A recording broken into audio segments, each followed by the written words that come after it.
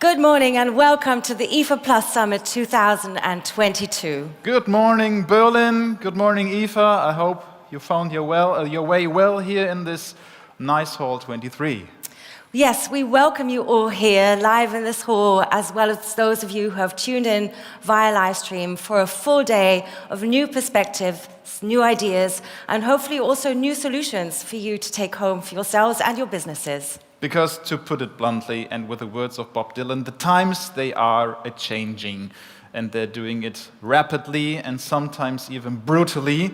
Of course, everybody knew about the climate change and what could come and how it could change the world we live in and the ways we live and work. But who would have thought that the world would be stopped by a global pandemic shortly thereafter for Russia to brutally invade Ukraine? And now we can see how quickly these two crises come together and converge. First, industrial producers are shutting down businesses because of the rising energy costs, whilst in China, energy is very, very little as well, but because of the drought. So the industry there has problems as well. So this is already happening and taking effect. Prices are skyrocketing, consumers are in shock, and managers are worried about the future that seemed so secure just a few years ago. Yeah, everything is changing rapidly. Zeitenwende is the German word for it, that our Chancellor Scholz just used in one of his speeches at the beginning of the year in February. And I think this is a good word for today's program, right? It really is, yeah. Because today we want to talk about these changing times and, of course, how to respond to them. As IFA is not just a place to do business and showcase your latest innovations, but it is also a place to discuss the latest developments in our economy, ecology, and societies. Because we here at IFA Plus Summit, we believe it's a time to act now and together. Together with the many prominent speakers that we have invited for you today, we want to deep dive into the question and also today's motto, Deglobalization, the universal remedy. Have we gone too far in globalizing the world and made ourselves too dependent on other countries, especially those that we do not share values with? Do we now have to reshore our means of production in order to take back control in this world? Or is it maybe the other way around, Geraldine? Maybe globalization is the only way, it's the only remedy, and it's alternativlos, to choose the words of the other Chancellor, or former Chancellor Merkel. So we simply have to adapt to the way globalization and the world today is now, and we just have to carry on like we did. Yes, well, today we hope during the course of our program we're going to provide some answers to these very complex questions and at least provide you with some food for thought. Yeah, we have chosen our speakers carefully and we have laid a very carefully focus on the diverse positions that will be presented here today and discussed here today so that you get the full picture. We will guide you through this day. We are both your hosts. On my side is the lovely Geraldine de Bastion. She is the speaker, she is a founder, she's an international expert on all things digital, I believe. And I'm so excited to share the stage with Daniel Adibal-Bröckerhoff, who's a journalist, a news anchor, a content creator, and has been a digital explorer since the early 2000s. So what do we have on the menu for you today? We will be starting with a keynote by Peter Sloterdijk, philosopher. I don't think we have to introduce him here with many words. We have a panel following with Greenpeace, with the Chamber of Commerce, and with leading economical experts. We have the former Minister Jürgen Trittin coming up on stage. He will be reflecting on new ideas for a connected world, as well as the former finance minister of Greece, Yanis Varoufakis. I believe everybody has heard his name as well. He will round off the day today, this afternoon, with his closing keynote. So you see, we have a carefully curated program and schedule waiting for you. And we hope that you are going to join the conversation. We have different means for you to do so. We would love for you to share what you're learning today on the social media platforms of your choice using the hashtag IFA Summit. We also have Slido prepared for you, which you can use as a digital means to ask questions or comment, especially during the keynotes of Mr. Sloterdijk and Yanis Varoufakis. And we will then make sure that your questions are brought into the conversation. If you wish to make an intervention personally, we'll also have microphones for you later at the end of the day. Yes, but as I can see, there are a few spots available, I believe. So maybe you can just invite a colleague or two, tell them to come around, take part in our IFA Plus Summit experience today, discuss with us, and get to know all the different perspectives on this important topic that we present here today.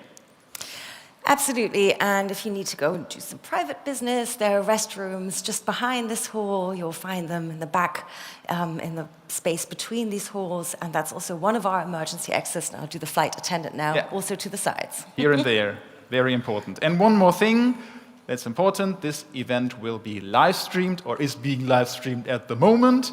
We have videographers, we have photographers going around and taking pictures, so by sitting here you agree to have your picture taken and to be digitally distributed, printed, stored for the rest of humankind, the universe, or at least until the hard drives, internet's hard drives are full. So we hope that you were okay with that. And that's about all we have for you right now in terms of housekeeping and introductions. And we'd now love to kick off our program with the opening keynote. Yes, and as promised, it is Peter Sloterdijk coming up on stage. I believe we don't have to introduce him with many words. He is a philosopher, he is a critical thinker, he is a cultural scientist. He has written a number of books, some of which have sparked furious debates. And one of them is, in fact, on the topic of globalization. It's called In the World Interior of Capital, and in this book he divided the world history of globalization into 3 chapters, but this was 17 years ago. So maybe some of his views have changed, maybe he has written forth the history of globalization. So let's see what he has to say on this topic of deglobalization today, 17 years later in 2022. Please give it up and a warm welcome this morning for Peter Sloterdijk.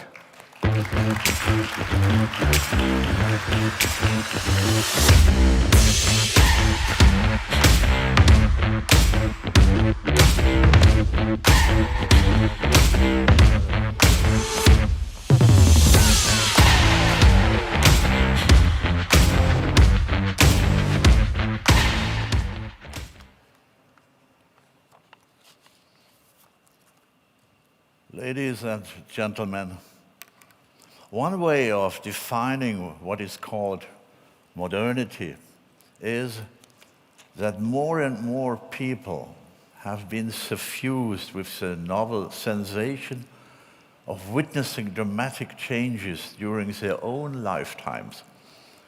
Witnesses to this can be traced back to the fading 30 Years' War, so they only become perfectly explicit in the middle of the 18th century, when the German scholar Johann Gottfried Herder coined the expression Zeitgeist to designate something like the average of all fashions and mentalities. Herder was clearly borrowing from the older Latin expression genius saeculi, which constituted a rarely used counterpart to the often cited concept of the genius loci. The turbulences of the French Revolution and the Napoleonic campaigns generalized European citizens' consciousness of being not merely alive in a certain time, but being witnesses to their own time. This is to say, of being at once observers and agents of the increased historical restlessness or choppiness of their own societies and of their cultural expressions. As residents of the Gutenberg galaxy, they had already assumed the habit of publicly communicating their understanding of contemporary historical changes. And the sum of all such communications produced the sharpened understanding of the historical nature of all things that was called historicism. And the so-called modern nations were formed as collectives that shape themselves by telling themselves their own stories. And by the 1870s, the young polemicist Friedrich Nietzsche was already objecting to these excesses of historicism under the title On the Advantage and Disadvantage of History for Life, vom Nutzen und Nachteil der Historie für das Leben. Significantly, he did so in the name of untimeliness, which was then still a privilege of the contemplative or the leisure class. But 100 years and 150 years after Nietzsche's intervention, countless contemporaries, especially in today's Western cultures, have been put into the position of voluntarily or involuntarily thinking about the advantages and disadvantages of sudden interruption for life. In fact, the historical restlessness of the contemporary world is primarily expressed in the consciousness of witnessing through disruption, through sudden incursions into the normal course of things. If one can take the speeches of politicians seriously as indicators of the effectiveness of disruptive sensations in our consciousness of our time, then we find that the very most recent past offers several notable examples of the penetration of tremors in contemporary perception. It was more than merely rhetorical drumbeating when German Chancellor Olaf Scholz, having witnessed the Russian invasion of Ukraine a few days before, spoke of a Zeitenwende in a speech to the Bundestag on the 27th of this past February. This expression was neither intended prophetically, nor was it the announcement of a new program. Despite its pompous tone, what he articulated was a thoroughly sober recognition that with the violent elevation of Putinesque Russian neo-imperialism, a new vector in the course of world events had broken. A similar tendency could be observed in a recent speech by the French President Emmanuel Macron, when on the 24th of August this year, he spoke at the Élysée at the first meeting of the Council of Ministers after summer holidays. By his standards, the speech sketched an unusually dark picture of things to come. He chose a very serious tone, as though he wanted to prepare his co-workers and compatriots for hard times. And in order to be on the spot for the historical rendezvous with the new circumstances, one must be prepared for 3 calamitous changes: the end of abundance, la fin de l'abondance, the end of the self-evident, la fin des évidences, and the end of insouciance. And to begin with, the third of these prognoses can be envisioned most easily. In the 3rd year of the COVID pandemics, some parts of the population of the world developed an increased consciousness of the risk of encounters, gatherings, and travels. And one may permit oneself the supposition that lasting effects of the pandemic will include an increased inclination to avoid gatherings and a growing interest in telecommunicatively enabled contact within hyperlocal spaces. But one sensitive side effect of the experience of the pandemic touches on this concept of globalization itself. One begins to understand that globalization does not merely mean the liberalization of the movement of goods, information, and persons. It also entails the easier travel of microbes from distant shores. The syphilis pathogen can be counted among them. It arrived in Europe from Central America in 1493 with the return of Columbus ships. And so too can the cholera pathogen, which came from India and caused 7 major pandemics between 1817 and 1961, as well as the coronavirus, which clearly found its way from China to the rest of the world beginning in 2020. And as a spontaneous reaction to the importation of plagues by ships, quarantine rules were enacted in the 16th century, forcing ships returning from home from critical regions to spend 40 days anchored in front of the harbor before they were permitted to unload and disembark. And in our own time, we have experienced the radical medical political deployment of quarantine themes. The temporary closing of borders between nations and the halting of international travel at train stations and airports provided a premonition of the potential destination of the deglobalization occasioned by sanitary emergency. And for a few months, one could have had the impression that the entire world had been transformed into an intensive care ward, which could only be traversed in protective clothing. In humanity's medical files, it has now been noted that the patient temporarily underwent a resolute deglobalization therapy in the form of a lockdown, which is to say, a strict mobility deprivation was conducted.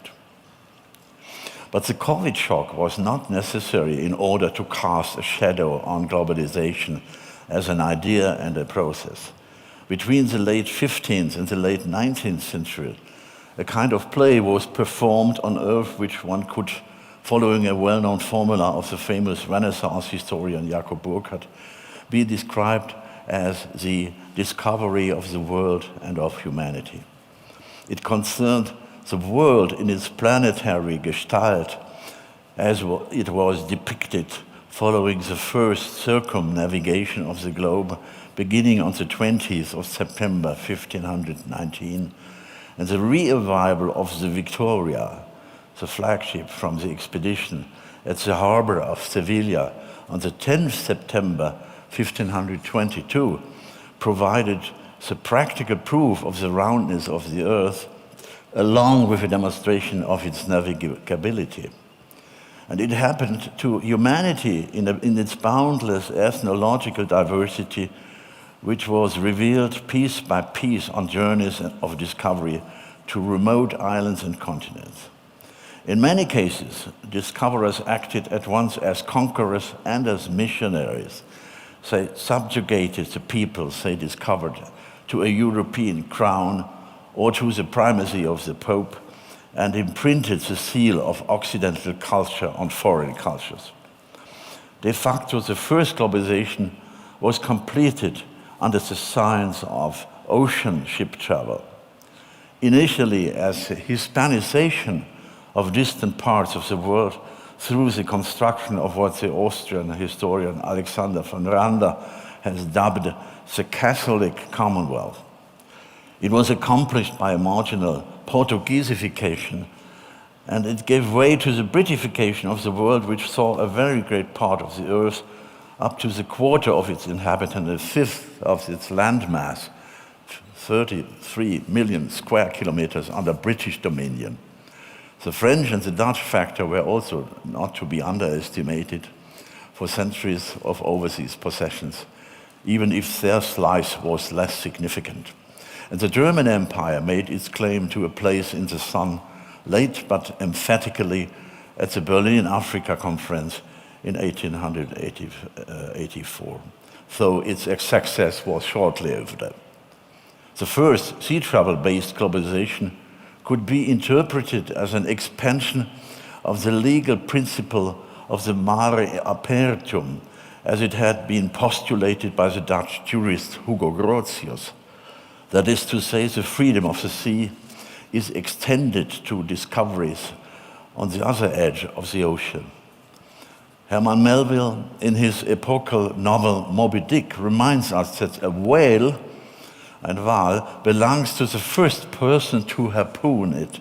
And in analogy to the fishing rights of the high seas anglers, European jurists constructed a right of discovery according to which foreign territories, including their populations, should belong to the first person to plant the banner of its ruler on the soil of the newly reached shore. And if we remember in passing that Russia recently sunk its flags into a part of the earth under the Arctic, we become conscious of the continuation through the present of imperial traditions of claiming land. It was, by the way, no one less than the philosopher Hegel who addressed the medial qualities of the world's seas when he pointed out that the seas, the oceans, no longer constituted divisions between the peoples on the earth, but had instead become a uniting element. Evidence of this kind explains the objection of some critical historians as well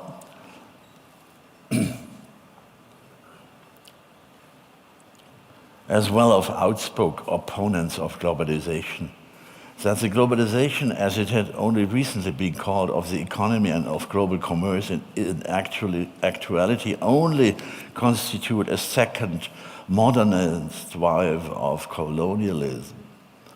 And as exaggerated as this claim may be, it points correctly towards the fact that the inclusion of the entirety of the populated earth in the network of modern capitalistic civilization is a process that was set into motion and driven forward by Europeans. In this sense, one can say that the countless decolonization movements of the 20th century can be designated as a sum of impulses towards political deglobalization. The Chicago-based Indian-American scholar Dipesh Chakravarty has described this tendency somewhat pointedly, but nevertheless catchily, as provincializing Europe. The geopolitical transfer of power from Europe to the United States is its silent precondition, and which poses the question of whether a provincializing of the United States is on the historical agenda. The idea of deglobalization, which has making the rounds of some think tanks, of editors of economic journals, of ecological circles, and to some degree among the general public, encompasses a variety of motives that one could term globality and its discontents, following the well-known Freud paper from 1930.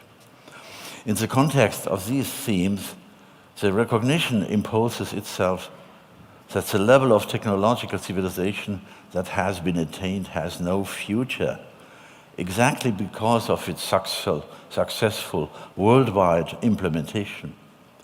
Because of its dependence on fossil fuels, the metabolic regime of the technological advanced world society develops a self-destructive tendency, the effects of which can no longer be ignored. And in the context of these phenomena, Macron's expression, the end of insouciance, gains a significance that extends beyond the pandemic caesura. The precarious condition of the climate on our planet imposes itself as a new kind of all-consuming trouble. It imposes itself because it can no longer be understood as natural weather, which is to say, as an external factor, but rather as a sum of phenomena that are mediated by human activity, or more precisely by the emissions of gases from the daily ignitions of billions of fire. What Macron terms the end of insouciance finally means nothing other at the end of the Promethean frivolity. It seems an appropriate term in the context of contemporary conditions, the behaviors that emerged through the the theft of fire and its delivery to the mankind. This is Prometheus Act. In fact, fire lost its elemental innocence as a consequence of the Industrial Revolution, which would better be called a pyrotechnic revolution.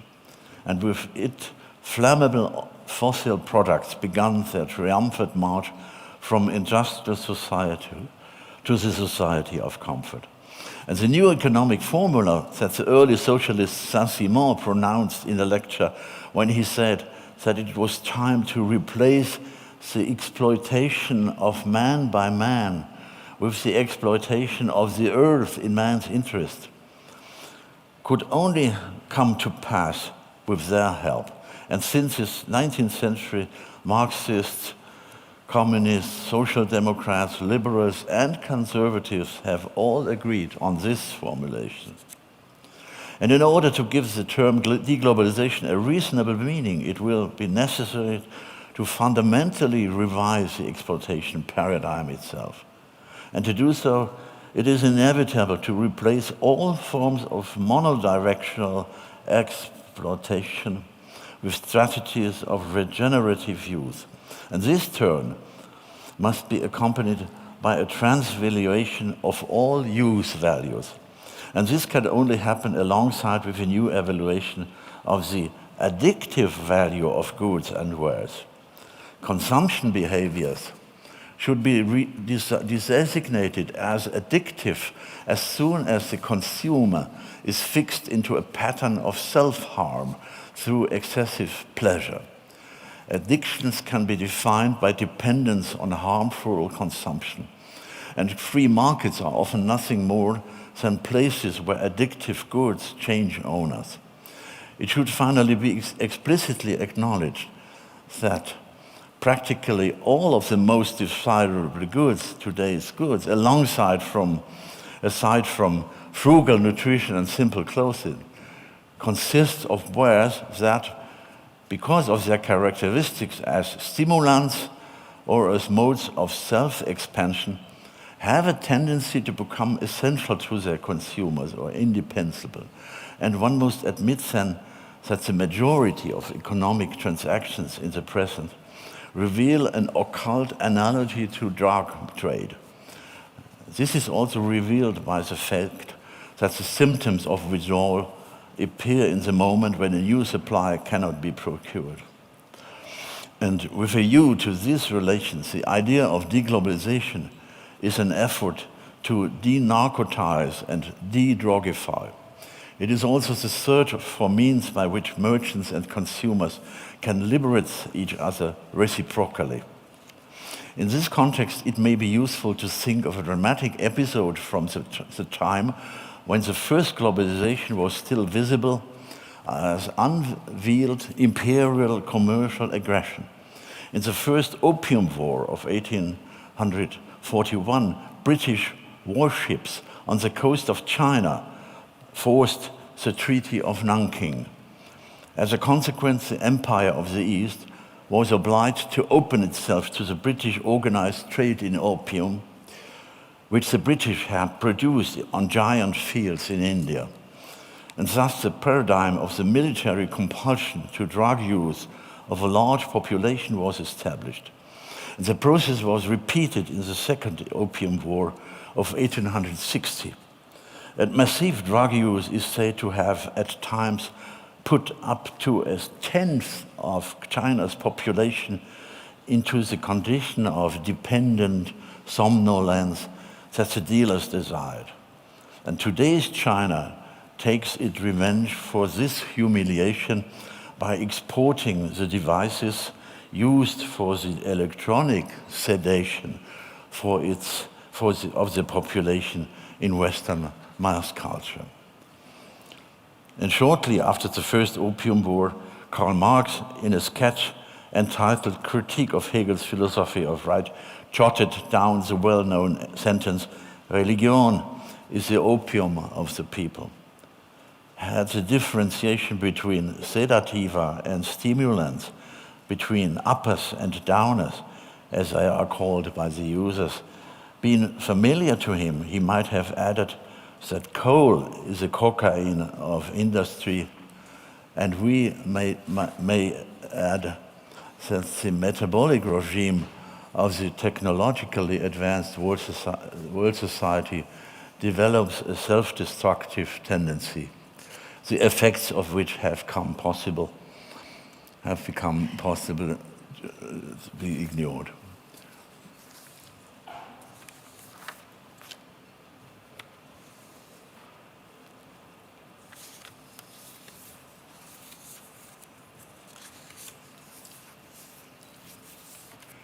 We might add that oil and gas are the crystal meth of the global economy.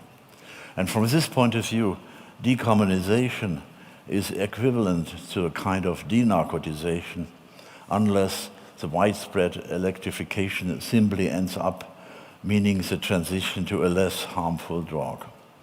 And looking at the global situation at the moment, it seems as though discussion of deglobalization comes at once too late and too early.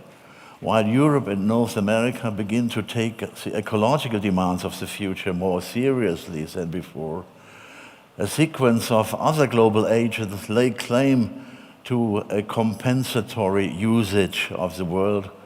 One could almost call it a counter-globalization, which repeats the mistakes of pyrotechnic Western civilization from the other end of the world.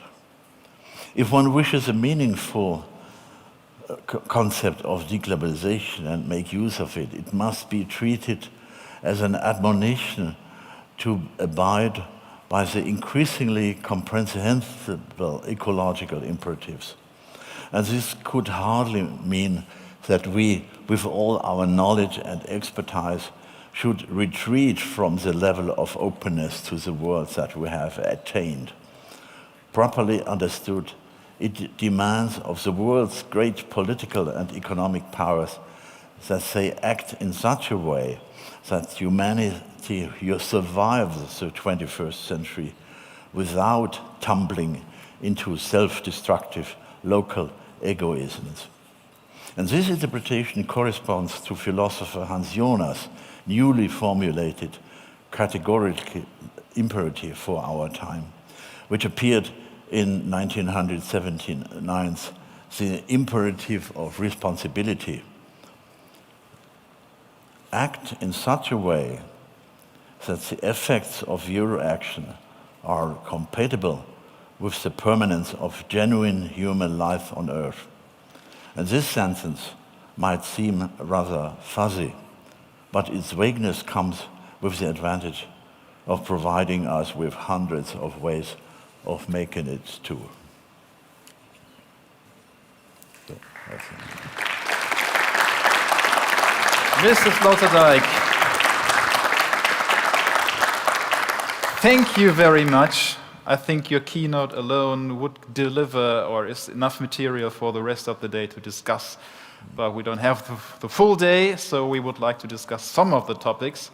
Yeah. And you're welcome to join our discussion on Slido. So if you have any question or remark on the thesis that we just heard, please drop them there.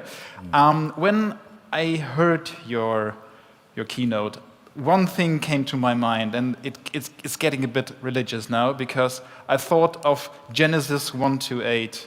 Could you recite it?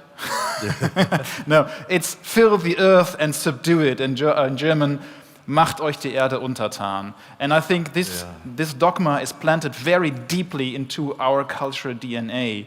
But if I understood you correctly, you would like to overcome this. How could this be done?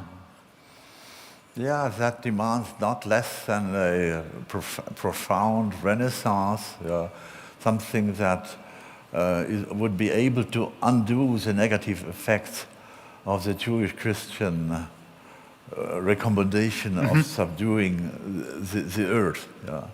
I might remember one of the founders of the Green Movement in Germany, the writer Karl Amery, in the late 60s and in the 70s of the former century, wrote a book about the pitiless consequences of Christianism. and he delivered a new concept of a way of living that is no longer based on this concept of the exploitation of the earth. Yeah? This is not by chance that I quoted Saint-Simon, yeah, who brought this original sin of modern times to the most explicit concept. Yeah? Replace the exploitation of man by the exploitation of the earth in favor of humanity. But these are very deeply grounded movements that should reshape the whole of our cultural orientation. And that will take centuries to be really incorporated by a new humanity. You dropped a little bomb in your keynote, I believe, like a little provocation. You compared our society, our consumer society, to a society on drugs. Did any of you tweet this? If not, I believe some of you should, because I think this is quite a provocative theory, because you say there is a constant need is created, and as soon as we stop consuming, we suffer from withdrawal symptoms. How would a sober society look like in your opinion? Yeah, it would look like the American industry during the last month when this new complaint about the interruption of supply chains came up. The new society, the non-addicted society would communicate permanently on supply chains. I think that is a symptom. That would be the symptom. They would always talk about that, which will be missing then, because a junkie on withdrawal can never be happy, and we must be prepared to become less happy than now. We have some questions on Slido, which I'm very happy about, and the one with the most thumbs up is by Louis Peter. Louis, where are you? Or maybe he's on the live stream, I don't know, I don't see any hands raised, but he asked, talking about the categorical imperative by Jonas, is technological Fortschritt, progress able to conquer our crisis? So is more progression able to undo these problems we are faced now with? If the consequences of the destruction of environment is concerned, technological progress can really provide the solutions. I'm convinced. Yeah. But as far as the whole metabolism of substances, of the general economics of humanity is concerned, only a deep transformation can help. It's not technology alone. There has to be a profound change, and that will take centuries to take place. But capitalism, this is what the capitalists often say, and technology, and the progress we just mentioned helped to put millions of people out of poverty, out of misery. It helped fuel progress. It helped fight deadly diseases. So it made, in general, the life of mankind easier. Not of each individual, but as a whole. At what point do all these advantages become disadvantages? Because there has to be a tipping point that you described where the basic needs that we have go into like a drug addiction-like behavior. The capitalist progress, by helping people to leave the old misery, helps also to create a new generation of dissatisfied people, because this dissatisfaction grows parallel with satisfaction. And with the progress of satisfaction, a new level of dissatisfaction is reached, and therefore the general history of jealousy, of competition in consumption cannot be brought to a halt. So even if capitalism has done miracles for the emancipation from poverty, it could not provide satisfaction, because the famous verse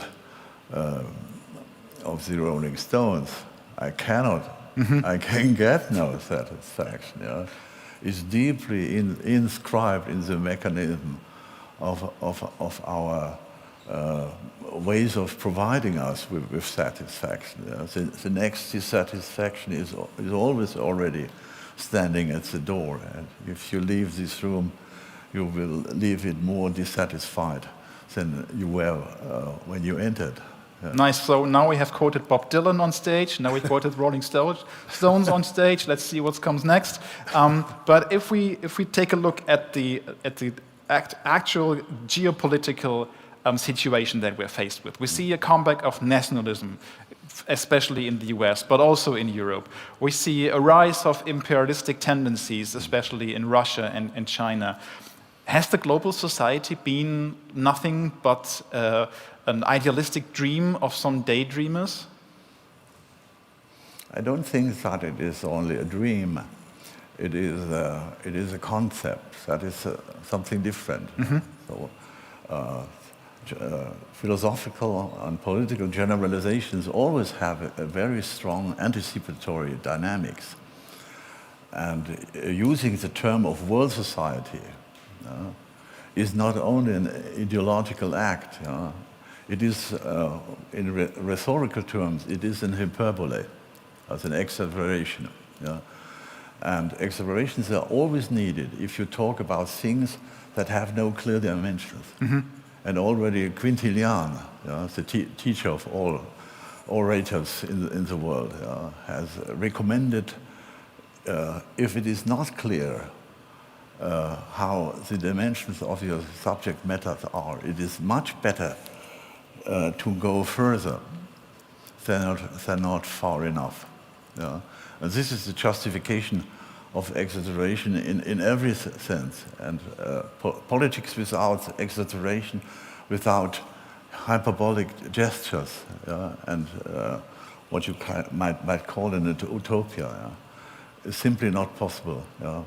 Because the real general is never identical with the ideal general, but the general exists. That is the point. To break down maybe more practical terms here, we are talking about things like reshoring, like getting back the production more near us, maybe back to Europe. In your opinion, does reshoring, like cutting the economical ties, for example, to Russia or to China, does this help? Is this the only possible answer if you are faced, for example, with a brutal invasion like we just witnessed in Ukraine? Yeah, we have to pronounce two different declarations at the same time. In the past, we always were only driven by imperatives of independence. We all made declarations of independence. Today, we must declare our dependence, and we must explain to the other side that our dependence on them is their dependence on us. And I think this idea, the mutuality of dependencies, must become the regulative idea for all transactions between societies and human beings. So I hear a spark of hope in your words. Absolutely. Thank you very much for being here this morning, Mr. Sloterdijk, and for your insights. Thank you.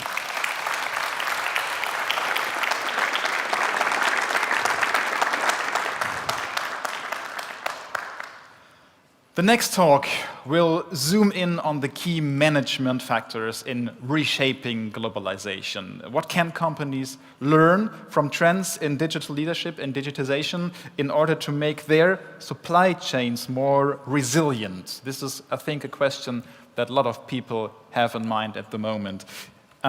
This answer will be, or some of the answers or some of ideas will be presented by Professor Ronny Fürst. He's the Managing Director and Chancellor of ACAD University, and as an editor of Handelsblatt Management Forum, professors from leading business schools followed his call for collaboration. His books are being reviewed and honored by Harvard business managers, by federal ministers, and by industry executive boards. So we welcome on stage Professor Fürst.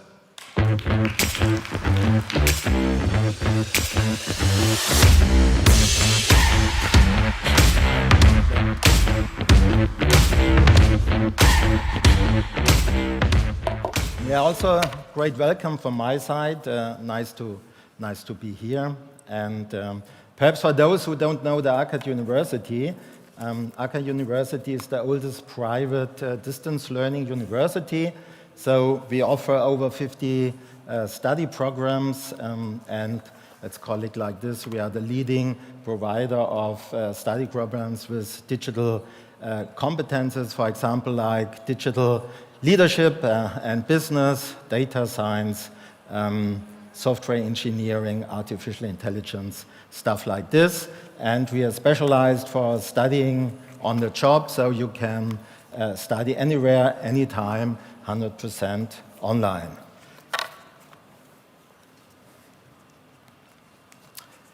So today I will share with you at first 2 facts you all experience and feel, so to have a startup for this. And then I will look to you on 3 of my theses which can help you create further successful future also in these circumstances we have now here and we address today.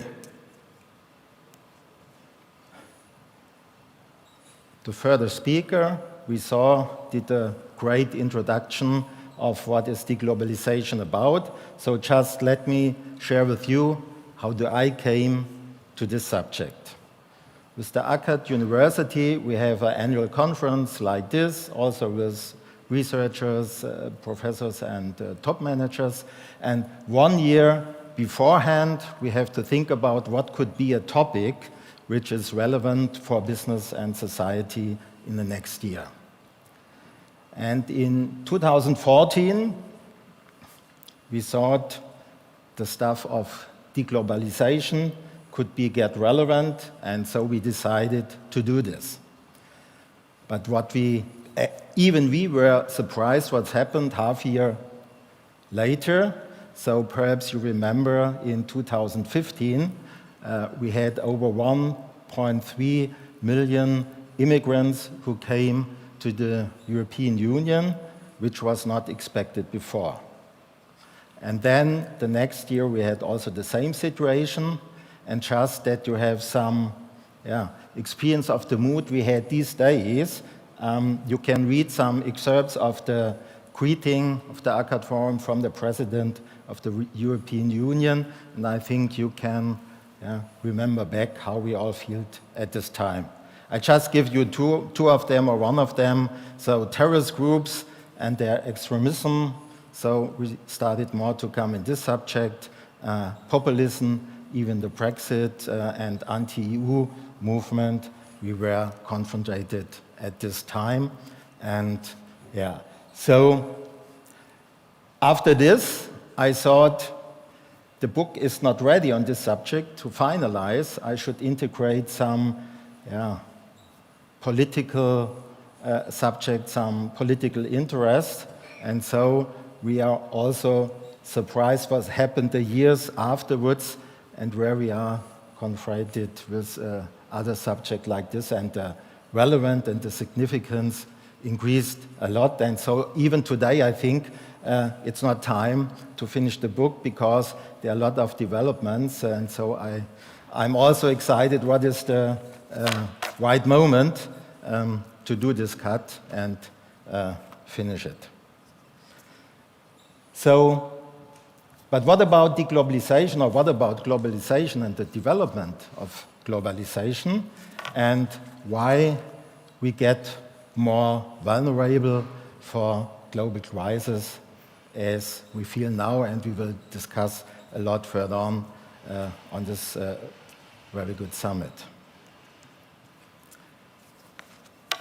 If you see here, based on WTO data, the development of the GDP worldwide historically is times 41. And to make it also very clear at the beginning of this talk, globalization will continue, and globalization will also increase and continue to added value to all of us, just to have this statement at the beginning. But what you see also, so if you see the red illustration, I put there also the share of the United States based on value from also 1950 after Second World War and to the situation we have today. So, and the simple direction is from a really dominant player with 50%, we are now at 15%, and I show you later on why I think this is important for what we are talking about.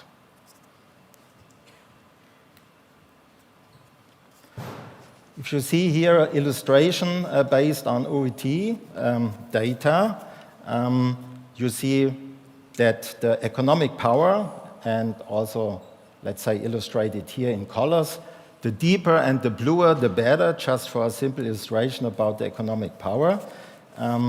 Illustration from 1960, and I will show you in a second what's happened till now. And the fact one is summarized by globalization, development, developed decentralization of economic power, and crisis impact of several actors. Decentralization of economic power and crisis impact of several actors. And here are the picture of 1960, and now you see where we are in these days. So you see a lot of more darkness and blueness on this slide, and these days are no actor with more than 20% share of world GDP. So you see here the decentralization also of the worldwide economic power and the order, and political and economic decisions of several actors have significant impact of world market and can drive global crisis. So the fact two is, I think, very clear. You feel and experience it every day, and even also some added value of this. So just let's state one simple example for this. These days there's a discussion also in the social debate for new metric to measure sustainable economic growth, comparing to what I showed you before with the GDP. And you all experienced in your personal life as a consumer and a subject of the social world, and even in your responsibility of the job, that we achieved a lot in this of sustainability, and a lot of things are going round about this. So the fact two is global warming, crisis, impacts, trend for sustainability and regional circular economy. And I stated here also to show the chances that we have, even what you talk about the whole day in this summit. You will see that we also can see this as a chance, what we achieved now and what we are doing also to coping with the global crisis we have so far. So, what you all will do at this day, you talk about on reshoring, I think, and I know, and reshoring, nearshoring, and friendshoring are common approaches to coping with this currently situation. And one trend of this is the regionalization and the the regionalization develops global crisis resilience. So you talk about this, and I brought you an example outside of this industry, and a good example also from a specific Switzerland company, what they did in this last 2 years of crisis, also starting with the corona pandemic situation, and what does the European textile industry do. They focus on the nearshoring in Turkey, and you can see this by, I analyzed here the annual report of Rieter, textile production machine company, and as you see here, illustrated by the orange line from 2019 to 21, they more than double the relative share Turkey has at the total shares. So they do nearshoring, and they relocated, let's call it like this, production and supply chain from China and rest of Asia to Turkey. And what they also achieved, you see it in the blue line, they also come back and increased their total share. And there's a conclusion also for the trend in the future, and you will talk about this today a lot, I think, is the increasing production machines as leading indicator for nearshoring in Turkey can be a good example for this. So, globalization and also mega trend, the digitalization, create a new world and new challenges for leaders in the so-called VUCA world. So my second thesis, built on this, that digital leadership and readiness develop ability to overcome global crisis. Why? Because the approach what's developed by digital leadership develop answered for similar challenges. So the VUCA world means that you have more volatility, Unstetigkeit, and more uncertainty, Unsicherheit, and complexity and ambiguity, Mehrdeutigkeit. And what's coming up with this, and also created by globalization, but also by digitalization, is an evolving leader's dilemma. Although leaders bear all the responsibility with less impact on success, they need to decentralize decision. Less impact on success, not only because of the political decisions, also driving by the digitalization, you have more complexity and more possibilities how an aggregate result can develop, and therefore you also have the need to decentralize your decision, not only because of the regionality trend. And this is a problem for the leaders because they have the responsibility, but they have to decentralize the decisions, because then the people are at the problem and can also have the right judgment what caused this problem, what is more difficult in the aggregated world, because a lot of million more possibilities can lead to this aggregate result. And as I developed this next ACAD forum structure, digital leadership and digital readiness, I developed this simple 4-field matrix. You see on the one side the digital leadership, on the other side the digital readiness. And the key message is, it's not only possible to hire good, elite digital talents and leaders, and then you make it. No, you have to develop the digital readiness of the whole organization. And let's don't call about the digital champions, we all want to be there, but the digital dreamers. Leaders are repiled as ineffective visionaries and as foreign bodies in ambivalent organizations and are too slow in strategy implementation. Therefore, I call them digital dreamers. It's not enough.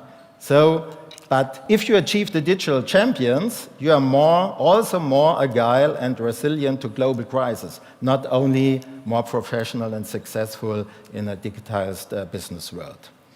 And it's a really simple concept. We don't have time, but it would be also interesting for you just to think about where is your organization allocated. So combined with this, the third thesis is development of digital competences is an invest in crisis prevention.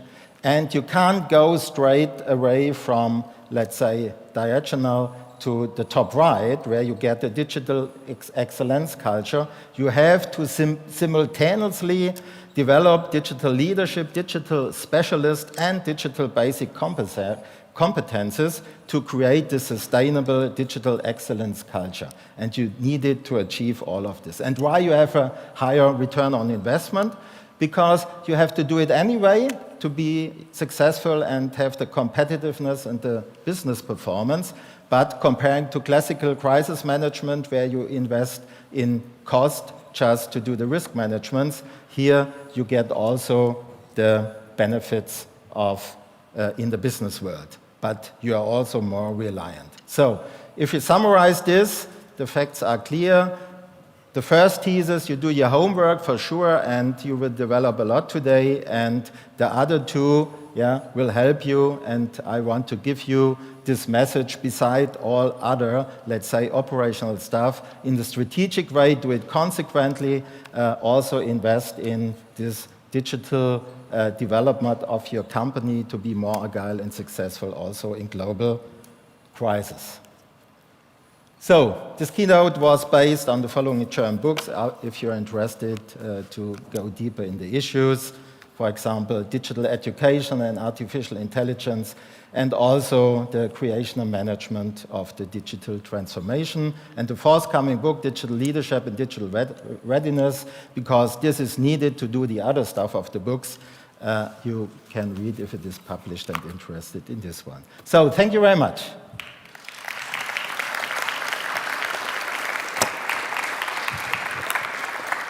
Thank you so much, Professor Dr. Ronny Alexander Först, for that very insightful talk. In our next session, thank you, we are now going to switch from this management perspective to the consumer perspective, as we're now going to learn about consumer needs and interest in regard to globalization and home electronics. Sarah Warnecke is the Managing Director of GFU, Consumer and Home Electronics, our host today, and she will be joined by Dr. Martin Schulte, who is the Global Sector Leader for Consumer Goods at the management consulting firm Oliver Wyman. Together, they are going to present and discuss the findings of the study The Way Back Home, published in August of this year. Please give them a warm welcome, Sarah and Martin.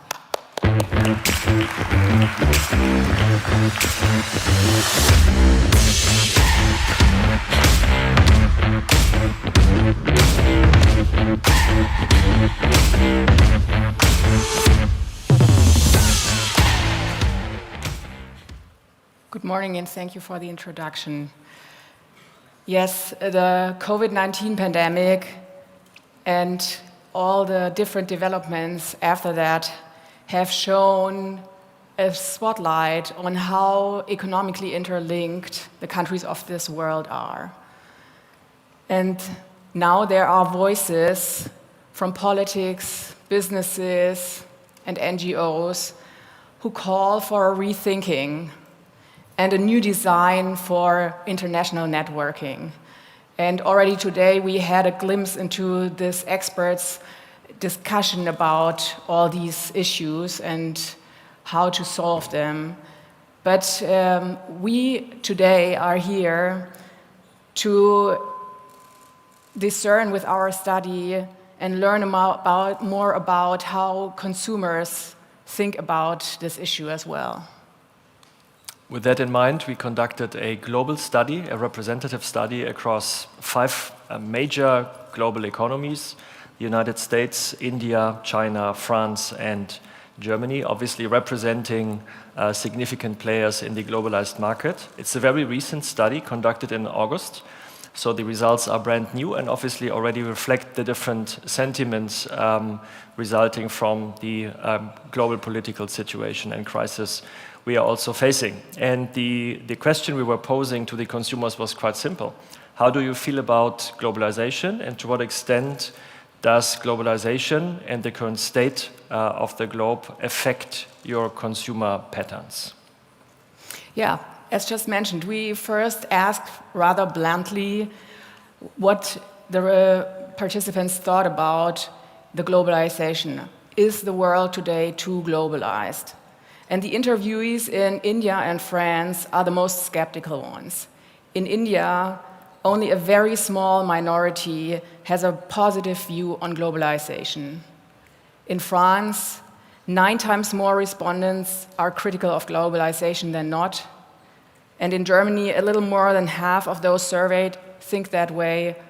Only in the USA and China, less than 50% consider the world too globalized. This shows skepticism of globalization is a worldwide phenomenon. And if we zoom into just a few of these results and try to interpret them, the results from the United States and China are certainly interesting, because there we see that the least amount of consumers feel we are too globalized. Although if you compare the dark blue with the light gray, there's still a majority of consumers which feel globalization is an issue, and only 23% in the United States feel there's no issue. Now, this relatively low level of support can be explained by the fact that obviously the United States and China, as two major economies, benefit a lot from the receiving side, i.e. are the ones who benefit from global economy and the access to products, but also are major exporting countries. What's very interesting is obviously what you see, the situation in India.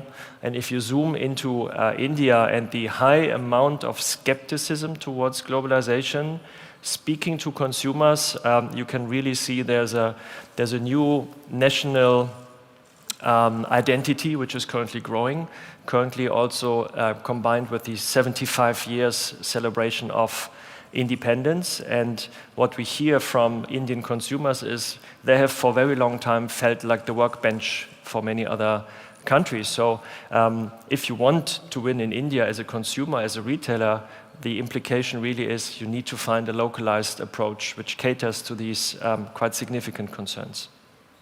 So now let's take a look at the demographic details of our respondents. We see that there are actually some differences between certain groups of population. Men, as well as younger and better educated consumers, tend to be more skeptical about globalization. Whereas differences in income, on the other hand, do not seem to play a role at all. Now, what specifically are consumers concerned about? If we zoom into some of the reasons and trying to peel the onion a little bit, what consumers are mainly concerned about, and that's the first row behind me, there's an animus view that the interrelationships and dependencies between countries are obviously felt like an issue. There's two major and quite obvious examples. One is during COVID times, supply has been restricted. Consumers understand that not being able to purchase a product in the United States or in Europe, which was manufactured somewhere else, is a problem. That's obviously one of these negative implications. The other one is, as we see right now with the global energy and electricity crisis, which was fueled by a quite localized conflict between Russia and the Ukraine with major global implications wherever you live. So that really explains the anonymous view of the consumers. Now, there's a second one, and it's interestingly quite closely related to sustainability. Now, if you compare the second row and the last row behind me and look at the country flags, there's a perfect negative correlation, so to speak, between the countries which feel globalization is bad for sustainability, and the ones which are skeptical about sustainability. Just look at France, at the upper right-hand side on the second row, at the very left-hand side on the third row, and vice versa for China, the United States, and basically all the other countries. So there's a very strong link between a growing concern about globalization in the context of sustainability, shipping goods, and also, energy being consumed by a global economy. The next question, and it is linked to the sustainability question, is when we ask our consumers whether the recent crises have had an impact on their awareness, where the products they are buying or have already are from. The changes in behavior are pretty clear. 3 in 4 respondents say that buying locally made products is more important to them now than it used to be. And it makes sense that local production is key to our respondents, since this aspect is closely linked to questions of sustainability. Furthermore, almost 2/3 say they now prefer local brands more, and 2/3 also state they are now more interested in where materials, components, and parts of their products are from. Let's again zoom into some of the underlying results. Consumers care more about the origin of a product, specifically where the brand comes from. And if you just look at this from a, again, country-by-country point of view, there's 2 interesting details here. One detail is the bottom. If you look at China and India, there has always been a pretty high level of awareness when it comes to the origin of a brand. Speaking to consumers, they would reflect that Western brands have for a long time had the notion of quality, superiority. You want to understand whether a brand is a Western brand, where it was produced, and the manufacturing footprint also plays an important role. It does make a difference whether it's a Western brand produced in China or a Western brand produced outside of China and a product which has been imported.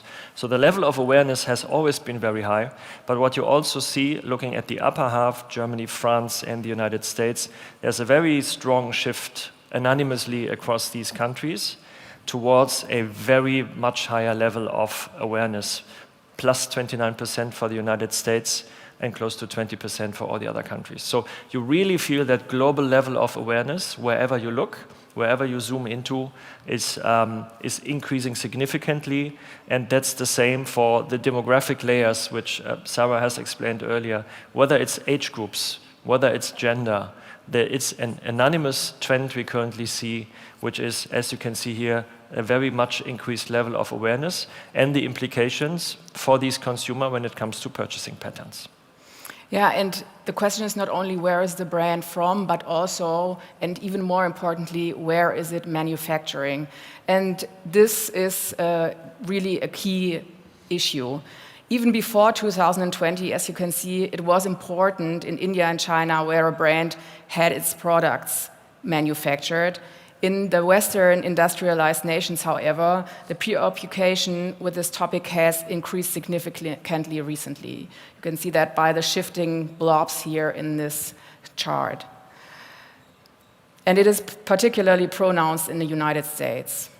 So there is a clear trend among consumers to shift their purchasing decisions more in the direction of domestic brands. And there is a number of reasons why local brands are preferred. Product quality and sustainability aspects are at the top of the list. Aspects of data security are already much lower down, and it is interesting that data security concerns are the least pronounced among those surveyed in Germany and France. And we assume this is perhaps due to the fact that there are laws in place that give certain peace of mind. The motive to keep local jobs and support local brands is visibly stronger in the Western industrialized world than it is in India or China. Now, we not only analyzed data 5,000 respondents globally, but we also spoke to many consumers. So before we wrap up, we also want to play back just a few representative quotes which we heard from consumers. At the very left-hand side, and you can all read this for yourselves, there's a very strong growing awareness for social consciousness, fair labor, and does globalization have a negative impact on exploiting workforce? That's very clear, and it also cuts across all the various countries we looked at. Now, in the middle, which is also an interesting one, as a company operating across the globe, you cannot be unpolitical these days. Whatever you do or don't do, you can no longer be unpolitical and have the impression that as a company, as a retailer, as a brand, you get away with this. We have seen quite impressively from the conflict between Russia and the Ukraine, whether you stay in the country or you leave the country has had major reactions in the population, as we've seen. And last but not least, and that relates to a major trend towards digitization, of course, consumers no longer, and that's also a global phenomenon, buy what you put on shelf. Now, it may sound trivial, but again, just to re-emphasize this also in the context specifically of globalization, consumers do their research, they are very educated, and that cuts across emerging and mature markets. Wherever the consumer journey starts, they will research where does the product come from, what's the promise behind this product, and how has this been produced. And this is very pronounced even across emerging markets. So let's just in brief summarize our key findings of the study. Consumers now worry more about the negative effects of globalization, and where a brand is from and manufacturing has become more important to consumers all over the globe. Secondly, there is no single easy truth about mature versus emerging markets. Every country thinks differently about globalization when it comes to consumer behavior. And if you, as, again, a retailer or a consumer brand, want to succeed in these markets, let's take the example of India, for example, you need to adopt a very localized approach, and you need to also, obviously, for your marketing stories, for your product lineup, you need to very well understand how these specific consumers think about localization, globalization, and the promise which a brand is giving to them. Sustainability is the biggest concern of the consumers in a globalized world. So green supply chains will have an increasing advantage over those companies which go a different way and don't concern themselves with this issue. And number 4, consumers want transparency. They will do their research, as we've said before, and they want to understand where products are made. The so what for any brand, for any retailer is you need to be able to deliver that level of transparency, which is an issue, obviously, for some of the manufacturers, some of the retailers, but working on supply chain transparency, to use the technical term a little bit here, is going to be a critical element of being successful in a potentially less globalized world going forward. And consumers increasingly expect companies to be part of the solution concerning climate change and other global crises. An active role in this is part to stay relevant in this regard. Thank you very much. And now back to our moderators. Thank you.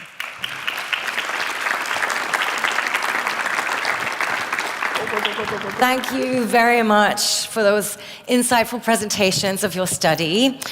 And now Daniel and I are back together on stage as we'd like to welcome the speakers of our upcoming panel discussion. We are now going to debate the question, is there a right or wrong type of globalization, together with our panelists and also hopefully with you.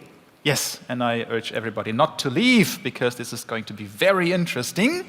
Let's take a seat, or should we? No, first we get our contestants on stage. I'm sorry. Please welcome on stage Professor Marcel Fratscher, President of DIW Berlin.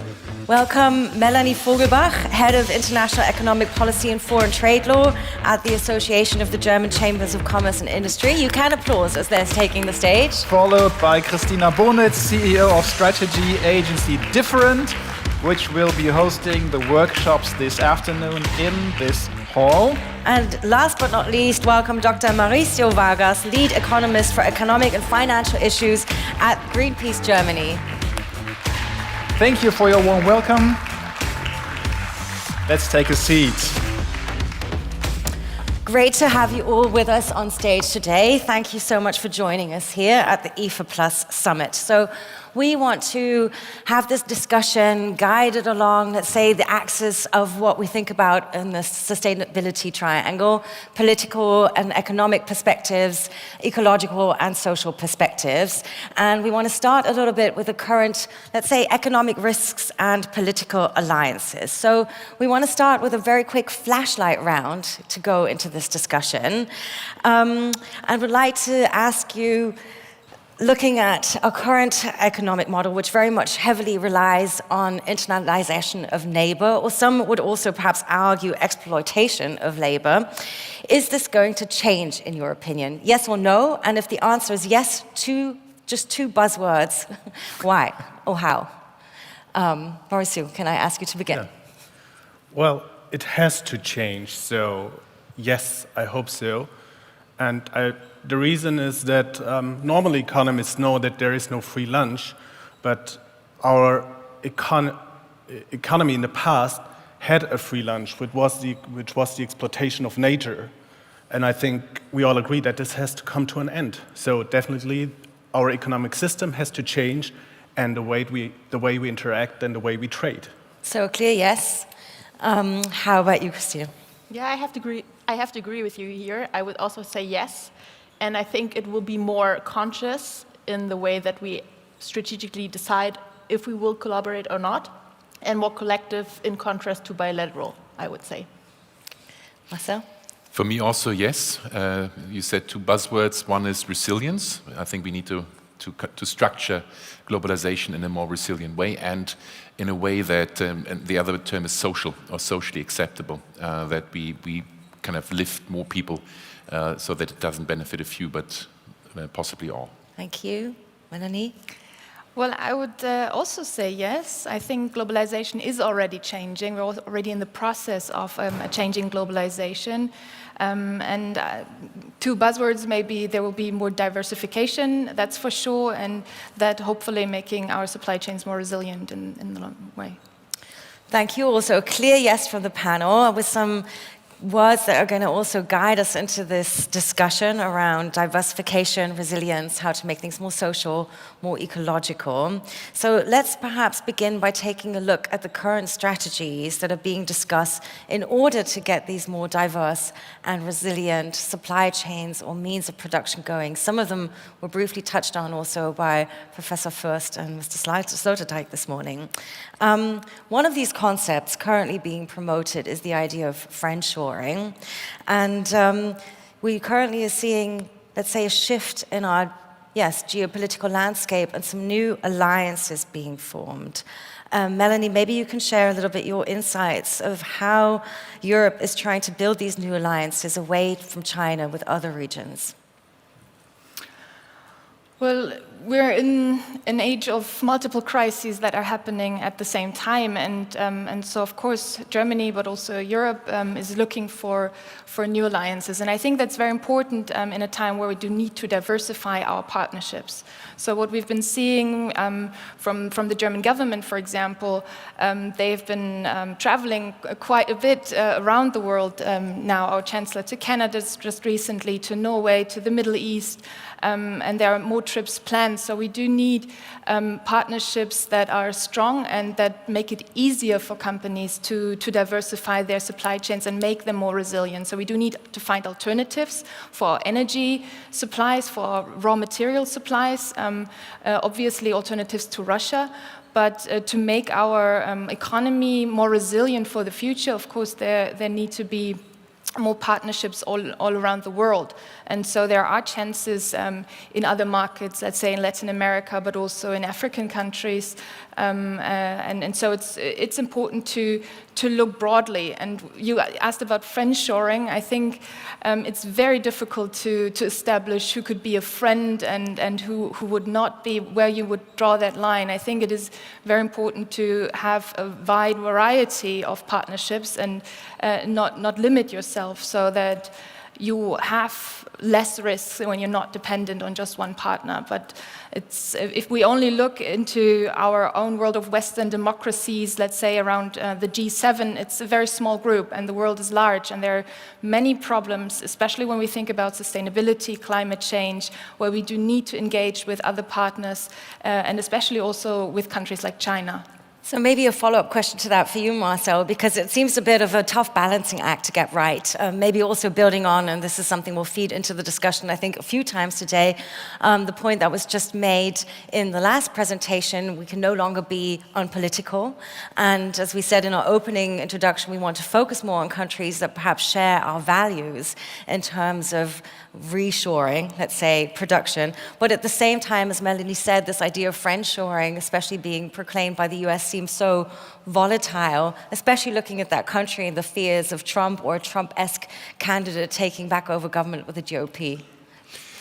I think friendshoring is by and large a bad idea, because if you look at, maybe putting it to a different level, if you look at all the big challenges we are facing today about climate protection, about digitalization, about migration, about geopolitical conflicts, or pandemics, these are all global challenges. So you can't say, well, we do this ourselves and leave everyone else by the side. So I think that strategy cannot work. So I think we need to be less dependent. I would say we need a symmetry of dependence. I think my problem, let's say also with China, is not that we're trading a lot with China, but that the relationship is highly asymmetric. We are very much more dependent on them than they are on us. So I think this, this term of Wandel durch Handel, change through trade, it's not wrong. It hasn't failed. It's just that it's not enough. We need to think further steps ahead. And so I think the term is really resilience. It's really finding the right balance. But I think it's absolutely necessary also in the future to engage with China, but to really make very clear that we engage on equal ground. Mm-hmm. I've seen you, Mauricio, taking notes, and all this discussion that we just had just focuses on how to keep the businesses we have, but just change the partners. What's the sense of Greenpeace to that?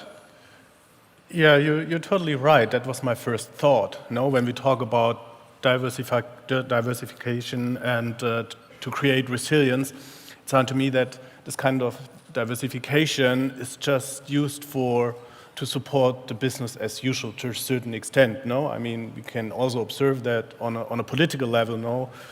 When our Ministry of Economics is traveling to Qatar or other countries to get access to new resources.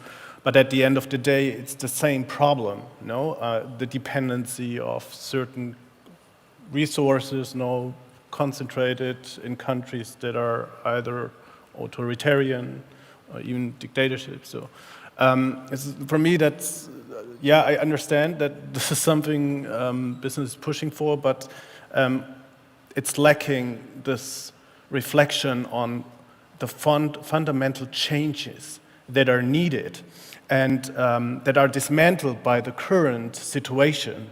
For instance, I agree that probably friendshoring is not the solution, but I think we also have to accept that we are observing the deficiencies of the current system, and we haven't been facing it so far. So how do we deal with authoritarian states that aren't not just sticking to our democratic values, but also on our ecological understanding? So how can we deal with that? And the most recent solution to that is this creation of, for instance, climate clubs.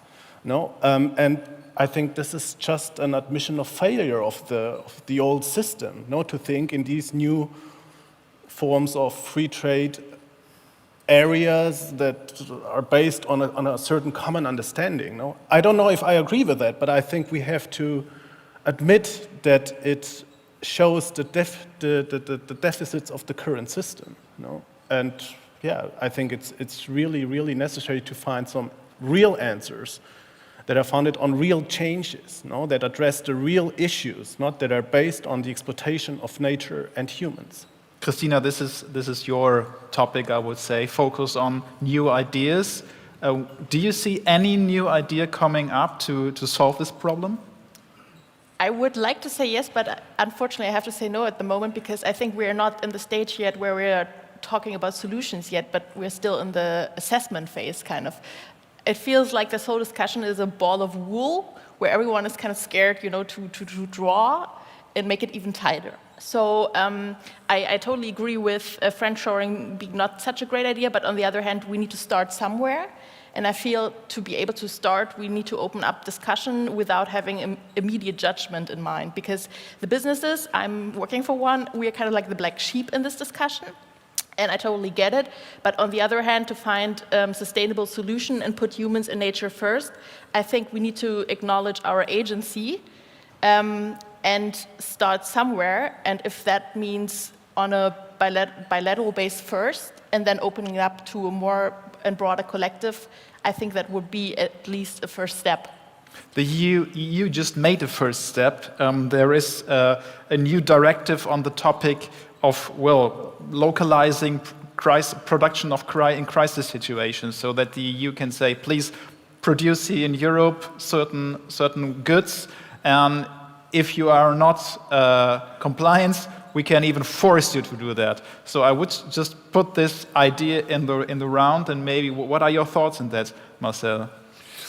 I'm very skeptical, because people often ignore what happens if the shock hits Europe and you produce everything here. I mean, you want to be, resilience is about what Melanie said, diversification, right? Ideally, you want to have many locations of production, geographically diverse, across different countries, different regions. That's the best way. So yes, in some areas, you may be right, we need some reshoring. I mean, it's often about let's say medication in the case of corona pandemic, or food security. I understand that you want to have a certain production here, but now on agriculture or on food, I would say we are probably going beyond what's really necessary. So I think we have to be very careful that this idea of protecting ourselves against a crisis doesn't become protectionism against the rest of the world. So, and I think finding the right balance doesn't mean we need to reshore a lot, but in some areas we probably need to open up and liberalize. So some of these might be sort of gut and panic reactions that we're currently seeing. But on the other side, there's that feeling that things are also shifting, and that is also being accompanied by a shift in regulation and regulatory frameworks. So perhaps one question, seeing how can we move to a more sustainable and social form of globalization, is also the question, how can those regulatory frameworks assist that? And whether, in your opinion, maybe starting with you, Melanie, regulations in terms of supply chain due diligence, for instance, in the EU, are shaping that framework. So it's not a question of bringing everything back home, but making sure things are more sustainable and socially managed along the supply chains. Do you see that being a key path towards this? Absolutely. I think sometimes the discussion that we see is trade seemingly being on the other side of sustainability. But I think that's not the correct approach, because there's a lot of benefit that trade can bring to sustainability. I mean, windmills and solar panels, we need to trade to produce certain things for e-mobility and other things that we need here to advance our sustainability goals here in Europe. And regulation, of course, can do a lot for that. There is trade policy, for example. There are sustainability chapters and modern trade agreements that we have, and that is an important vehicle, for example, to motivate other countries to adhere to the Paris Accord goals. That's one thing. But when we talk about due diligence laws and sustainability in supply chains, that's another way where we can move our values in terms of sustainability, in terms of human rights and other things to trading partners. However, it is important, I think, and that's a discussion that we have with lots of businesses that we talk to, that all these regulations, that they don't prevent countries from really trading with certain partners and diversifying, because that might in the end then not be positive to the goals that we want to achieve. If we don't trade with our partners, then we will not help bringing change to other countries. Of course, Marcel earlier said, Wandel durch Handel, so trade is not the only prerequisite we need to provoke change in other countries, but without trade, it's very hard to bring change. And when we see what impact European companies have in other countries with lower sustainability standards, that's already very positive. So I think it's important that regulation does not demotivate being active globally, but actually being more engaged with our partners and thereby bringing our standards to other partners in the world. Feels like another balancing act. Mauricio, I'd like to bring you in on this one. As we just heard again in the study being presented, how consumer needs are shifting towards more regional product needs. And I'd love to hear your take on how supply chain due diligence is perhaps a path to this more ecological partnership that Melanie was describing, whilst at the same time we're looking to regionalize consumption as well. Yeah, I think that's an interesting point, but from my point of view, it doesn't really touch the origin of the problem, and I think that this also can add to what we've been discussing on resilience. It's all about focusing on the supply side, no? How to diversify your resources to your supply chains, etc., and also greening supply chains. But I think one part of the resilience can also be the demand side, no? So how are we consuming, no? And what are we consuming? And all these solutions that are, for a long time, that are being discussed, like circular economy, cradle to cradle, this is something that doesn't rely on supply chains anymore, at least not that much anymore. And I think can bring a lot of resilience as well, no? Because it allows you to reduce the resource intensity of your production massively, no? But my question is, how will this do to international trade? No, these concepts are actually a big contrast to international trade, yeah. No? Because you want to think in a circular manner, no? And so I would say, yes, trade, I think it has benefits, but also it has negative implications, externalities, like every economic interactions. In a national or regional sphere, we are used to implement rules, no, because we just don't want to put any economic activity superior to everything else. No, it has to embed it in a socio-ecological context. And I think that's the problem with trade, because trade has been used to evade and undermine, for instance, labor and also environmental regulation. No? We know that very well from the financial globalization, no? That has to be used to evade tax regulation. No? And I think this has to be reflected, and also the solutions on the demand side, what's the impact? And I personally think that at the end of the day, in a more sustainable world, we will get less trade, probably much less trade. We won't live without trade, of course, no? But I think it's going to be different, and probably it's going to be less. That sounds a bit like you would agree to Peter Sloterdijk's words that we are a society on drugs, that consuming is our drug. Would you? Well, I don't know if I would agree to this, but what's definitely true is that what I've mentioned before, there has been a free lunch. There has been externalities that haven't been integrated in the way we are economically interacting with each other. No, and when we start thinking of doing that, there will be profound changes. And I think at the end of the day, it's going to be less consumption, a different way of consumption. And so maybe you could do this reference, no? But I don't know if it's really true, because it sounds so extreme to me. It is extreme, it is provocative, but this is why we invited Peter Sloterdijk, because he's well known for this. I just want to encourage you in the audience to maybe take part in our conversation. Slido is open. I haven't seen any comments yet, but maybe this will change. So if you have any stance on that, please share with us. If you agree, Geraldine, I would like to stick with this idea of how to change consumption, because I think this is very important. So just ask you three, maybe starting with Christina, do you see any change in this behavior, how we consume things? Definitely. I mean, just building on the slides that we've just seen, I see a tremendous assessment of sustainability in terms of products and goods that we're buying. And sometimes I have the feeling that the consumers are even a little bit further ahead than the companies who need to follow up with their supply chains and stuff. But what I loved was your notion earlier, what do we really need? I have the feeling that we focus a lot on the competencies that we're missing, but I also see so much potential that we have not only in Germany, but in Europe, when it comes to innovation and reimagining stuff, whether that is consumptions or markets or collaboration. But in my perception, we focus on the completely wrong things. We use innovation power for gimmick and such as?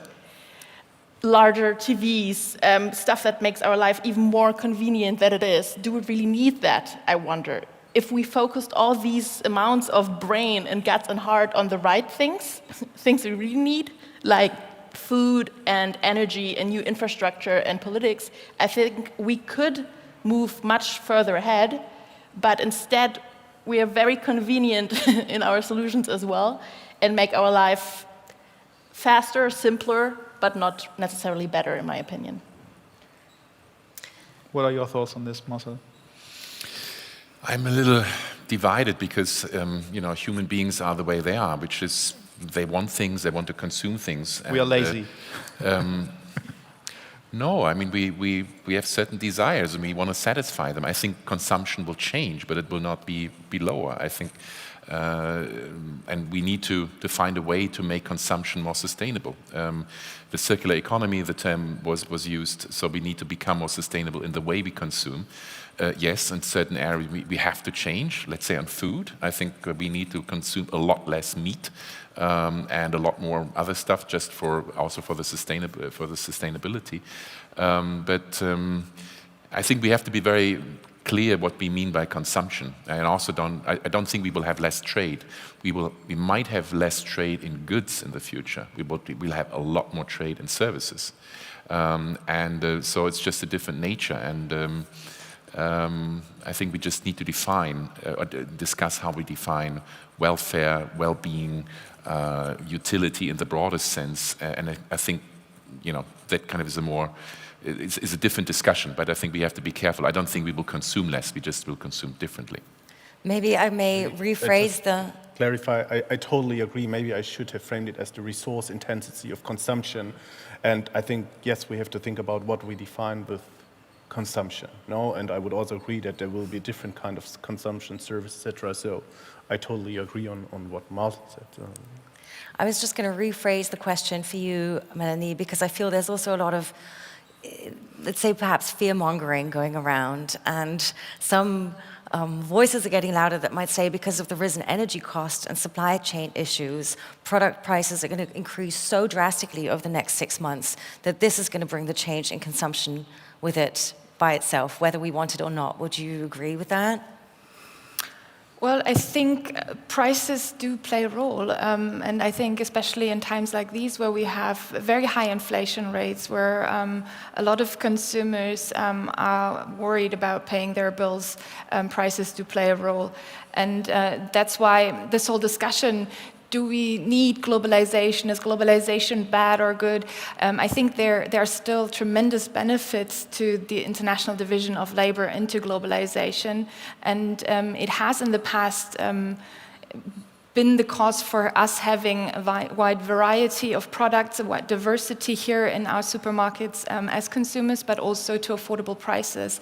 And I think that is not completely dead as an interest of consumers. Of course, there are new factors that play into consumer decisions, and that's why a lot of companies are also changing their strategies. Of course, sustainability plays a much larger role now, but when we think about consumption and innovation, I wouldn't just look at things that don't necessarily seem necessary for everyone. There's so much great innovation that is happening, that has been happening in the last couple of years with vaccines, with medicine coming out of innovative companies also here in Germany.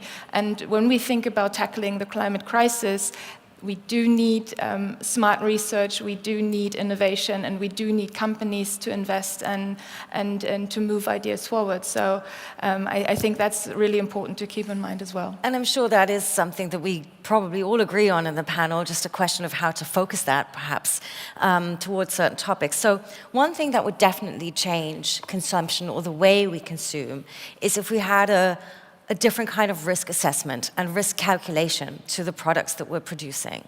So at the moment, some might argue that it's just the wrong way around.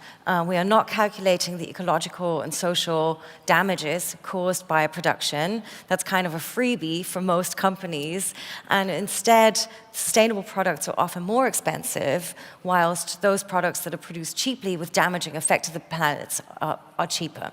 So, Mauricio, I would like to turn to you with that question to see how do you think we can move, and do you see regulation coming from the EU going in this direction to a different form of risk assessment and calculation in order to change pricing of products in a fundamental way? Yes, I think that's a very good point, and I think it touches a little bit what you've just been saying, that of course we need businesses and we need innovation, but we also have to question why we haven't got it in the past, no? So I think we need some fundamental changes also to get the business in the right direction, no?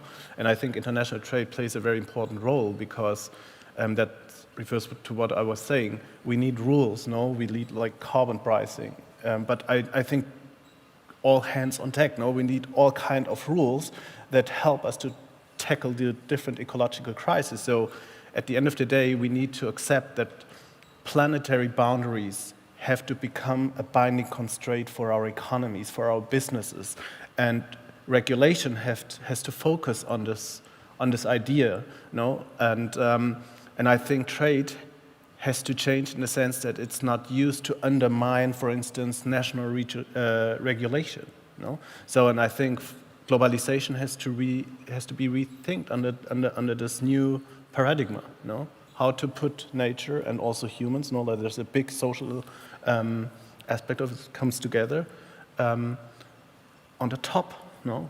And how to deliver on it. And of course we need businesses and companies for it, but it shouldn't be superior, no? And I think we've lived in the past. We lived too many times that economic interests have always been played out against environmental and social issues, and I think it has to be the other way around. Mm-hmm. You know?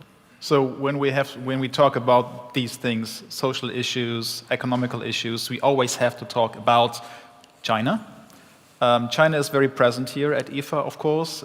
If you just take a look at the products that are being presented, they have this little Made in China label on it. There is a large hall by one of the biggest producers of TVs in the world. And when we talk about globalization, we always have to talk about China as like the production house of the world. Marcel, do you think China's role will change in the future? China's role has changed already massively in the past. And what's quite remarkable, if you look at the development process of an economy, usually you start with very labor-intensive products. That's a comparative advantage of countries with a low per capita income, and then they move gradually up the value-added chain. What's interesting about China is that China in some areas has skipped some of these steps, has moved ahead very quickly, and is becoming a competitor to rich countries like Germany or the US or to Korea, and that I find interesting. So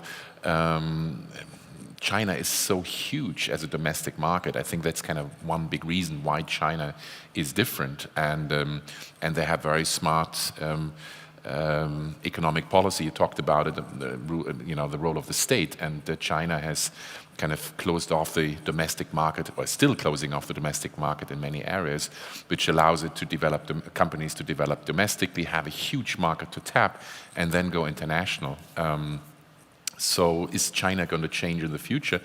I mean, if you look at the ambitions of China to become leading in many technology areas in the next 10 years, I think they will achieve that. So China will be the leading economy in some important areas. Maybe look at 5G. That's maybe an example we have discussed in Germany a lot. Who can build our 5G network? And then we suddenly realize, oh, there are not that many companies. And one of them that can do it really well is a Chinese company. So Melanie, if we look at like the human rights issues, which is a big topic, is it a topic as well for the German industry, for German economies? Because we've just been presented by the UN High Commissioner on Human Rights a report that made very clear what the situation of human rights is in China. Is this in fact something that the German industry looks at, or do we just have to skip it because we are competitors and this is not that important for us?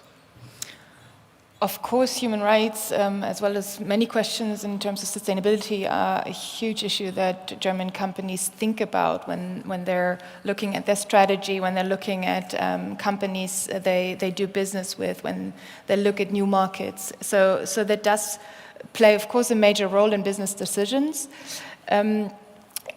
Because we're talking about China, we do have a network of bilateral chambers of commerce and industry around the world, and also chambers in China, of course, because many German companies do business there. And they have a code of conduct when it comes to human rights issues. So, of course, that is very important. A lot of companies have their own code of conduct when it comes to human rights and sustainability standards. And as we said earlier, that's something that consumers expect more these days. And that's, of course, also something companies are looking at. They feel their social responsibility also for these issues. It is not always that easy to look at your entire supply chain, because when we look at products like the ones that are presented here at IFA, they have very, very complex supply chains. It's not like sourcing in one country and building it in the next country. There are, I think, 46 countries involved in the supply chain of an iPhone. So it's very complex, it's very complicated, and it's very hard sometimes for companies to really identify every part in their supply chain and every supplier that was part of it, especially when we are looking at complex technological products. And then when we look at raw materials, there's like energy sources, and what we're seeing now with our vulnerability as a consequence of the Russian war in Ukraine, we see that there are not always quick alternatives. It's not that easy to have a good business partner that provides you the products you need, the raw materials, the energy you need at affordable prices sustainably. But companies are looking at that, and we survey companies a lot, and we see that half of them are trying to diversify their supply chains. Many are looking at new production sites, but all of these decisions are not very easily and very quickly taken. So there are a lot of factors that go into those decisions, and so it's not a black or white question very often. This is a great segue into another question, excuse me, I wanted to ask, and maybe we want to check if there are one or two questions also from you, from our audience. I recently met a startup that is building a very complex software to assist companies in the pharmaceutical sector to calculate how and where they best do their production in terms of sustainability and longevity. And it was a very interesting conversation because it became very clear these are obviously, as you just explained, very complex thought processes with a lot of data that comes into this, and a lot of this is missing. So maybe a question also to you, Christina, what are the kind of innovations that we are missing to guide and assist companies manage along this process of making decisions of how to build more diversified, resilient supply chains? Yeah, this is why I was nodding so much. I think this is one of the biggest challenges, that the division of labor also resulted in a division of information, and most of the time people don't actually know where things are coming from, even if you're actually working for the company. And I think this is where technology can play a beneficial part in aggregating this data. On the other hand, I see a lot of, I don't know about that startup, but I see a lot of innovations that really focus on making the data within one industry transparent, and I think that's really not enough, because the entanglement goes beyond industry boundaries. And I think this will be the next wave that we need to tackle to provide transparency that is not only siloed within automotive or within technology, but really makes the whole supply chain transparent. So I have two follow-up questions super quickly, and then I'll pass back over to you. What of that needs to change in terms of openness? Like, what needs to be shared data assets, shared resources, in order to come to more, better decision-making processes between private and public sector? And another question, if you project this into the future, where do you see this heading in terms of innovation? There's a lot of things that we didn't touch on the panel, the idea of, for instance, on-demand production, individualized production. So maybe just take us into a little glimpse of the future. I tried to make it short. So I think that the technologies that we can leverage on, like, for example, 3D printing or on-demand, it is something that we need standards for, or at least standards would be very helpful in making the efforts that we need to put in, and also the investments more collectively, instead of putting it onto one company's shoulders in a way. And I think this is what you touched on in the beginning.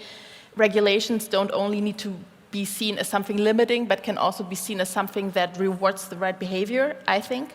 And I think that there are a lot of best practices, for example, in Scandinavian countries, where there are really new types of collaboration between private and public sector that are much less contra and pro, or like working against each other, but instead of like really not blurring the boundaries, but really seeing themselves as a collective. And I think this is something that is very uncommon in Germany, and that we would need to adapt, not just copy and paste, because this probably wouldn't work, but in a way translate it into our own context. And I would really love to see this, because I think there is a very strong openness from company side to collaborate on this. We just need to reimagine the forms of it. Thank you. I've got one question from the audience, and I'm very happy about this. It's by Carl Henry, or Carl Henry, I don't know. And he is referring to an idea we mentioned at the beginning of the discussion. He writes, the idea of the creation of a climate club was mentioned during the last G7 meeting this year. Is it a good idea for global and sustainable trade, or a form of friendshoring? What would you say? Me? All of you. I think it's a great idea. I think, as I said earlier, the climate crisis we cannot tackle alone in Europe.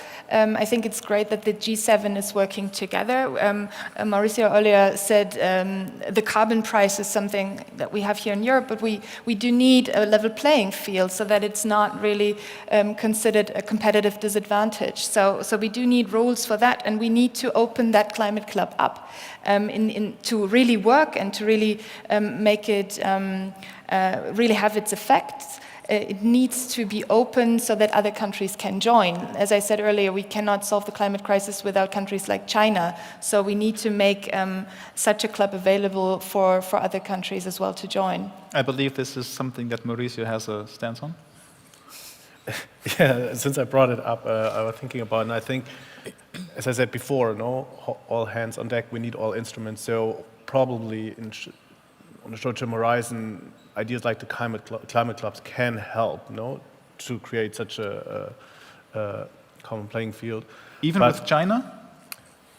I think when we talk about the climate crisis and other environmental crises, I think we need China definitely on board. And I think, and I hope, China is an economic powerhouse, and I think they're well aware of the climate and the ecological crisis as well. So I assume and I hope that they are also very willing to resolve these issues together with us, but probably it's just the climate clubs is going to be a blueprint, where we collaborate on different spheres, and probably for different issues we have to find different coalitions. But nevertheless, what I said before, I think we also have to reflect that it's, to a certain extent, it shows the deficiencies of the current system. No? And we should also engage in this discussion, how to fix the current system, how to change the current system. No? So we don't need these kind of clubs anymore. No? I hope that we made one contribution to discussions on how to change the current system in this panel round. It's been extremely insightful listening to all of you. Of course, it would have been great to have another few hours to discuss these complex topics, but I'm very glad that we had the time together to at least touch upon them. So let's have a big round of applause for our panel, please.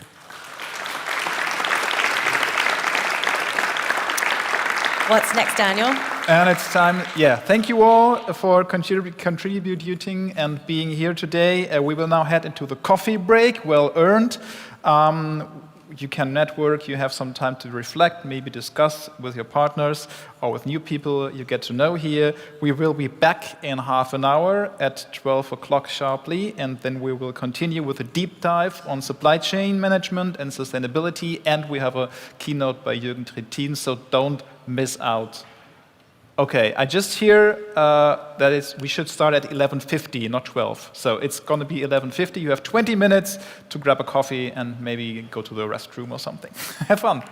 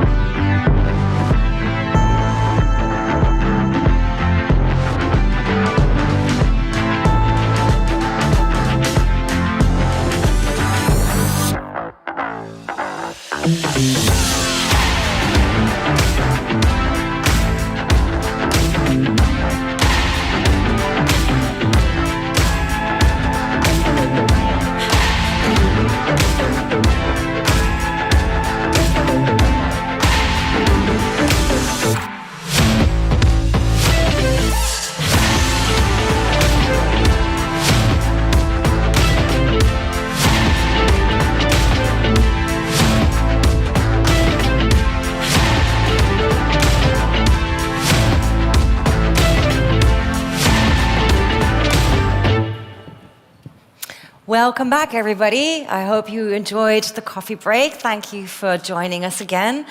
We are now going to kick off the afternoon program with 2 deep dive sessions before hearing the reflective keynote of Jürgen Trittin, which is going to take us into lunch. But first up, we are going to learn about current trends and developments in supply chain management, a topic which, before the pandemic, was pretty niche, and challenges around supply chains were, pretty much a special interest topic. Now this has changed. It's become a mainstream topic of everyone's concern, including consumers. We're very happy that Professor Dr. Lissandra Flach is with us. She is director of the IFA Center for International Economics and is going to provide insights on, as I said, current trends in supply chain management. Please give her a warm round of applause.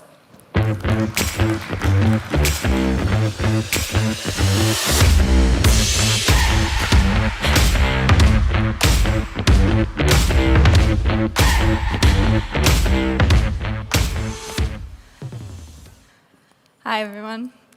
Thank you for the invitation. It's a great pleasure to be here today and discuss the status quo and future of supply chains.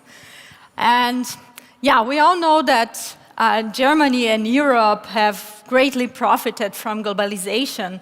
And we have already seen the discussion in previous sessions that especially with the pandemic, the war in the Ukraine, and recent geopolitical challenges, the skepticism about globalization has massively increased. And we have seen even calls for renationalization of supply chains, which have gained attention in the public debate. And especially for Germany and for Europe in general, a lot is at stake, because if you do an international comparison, Germany and the European Union are more integrated in global supply chains than, for instance, China or the United States. On the other hand, it's also important to emphasize, and that's why I bring this figure here, that when you talk about global supply chains, they have very often a strong regional focus. So if, this is one example for the German economy, and what we see in the data when we consider the whole supply chains with direct and indirect linkages in trading goods and trading services, we see that the EU here is the major supplying partner for intermediate inputs that are used for the final production in Germany. Yeah?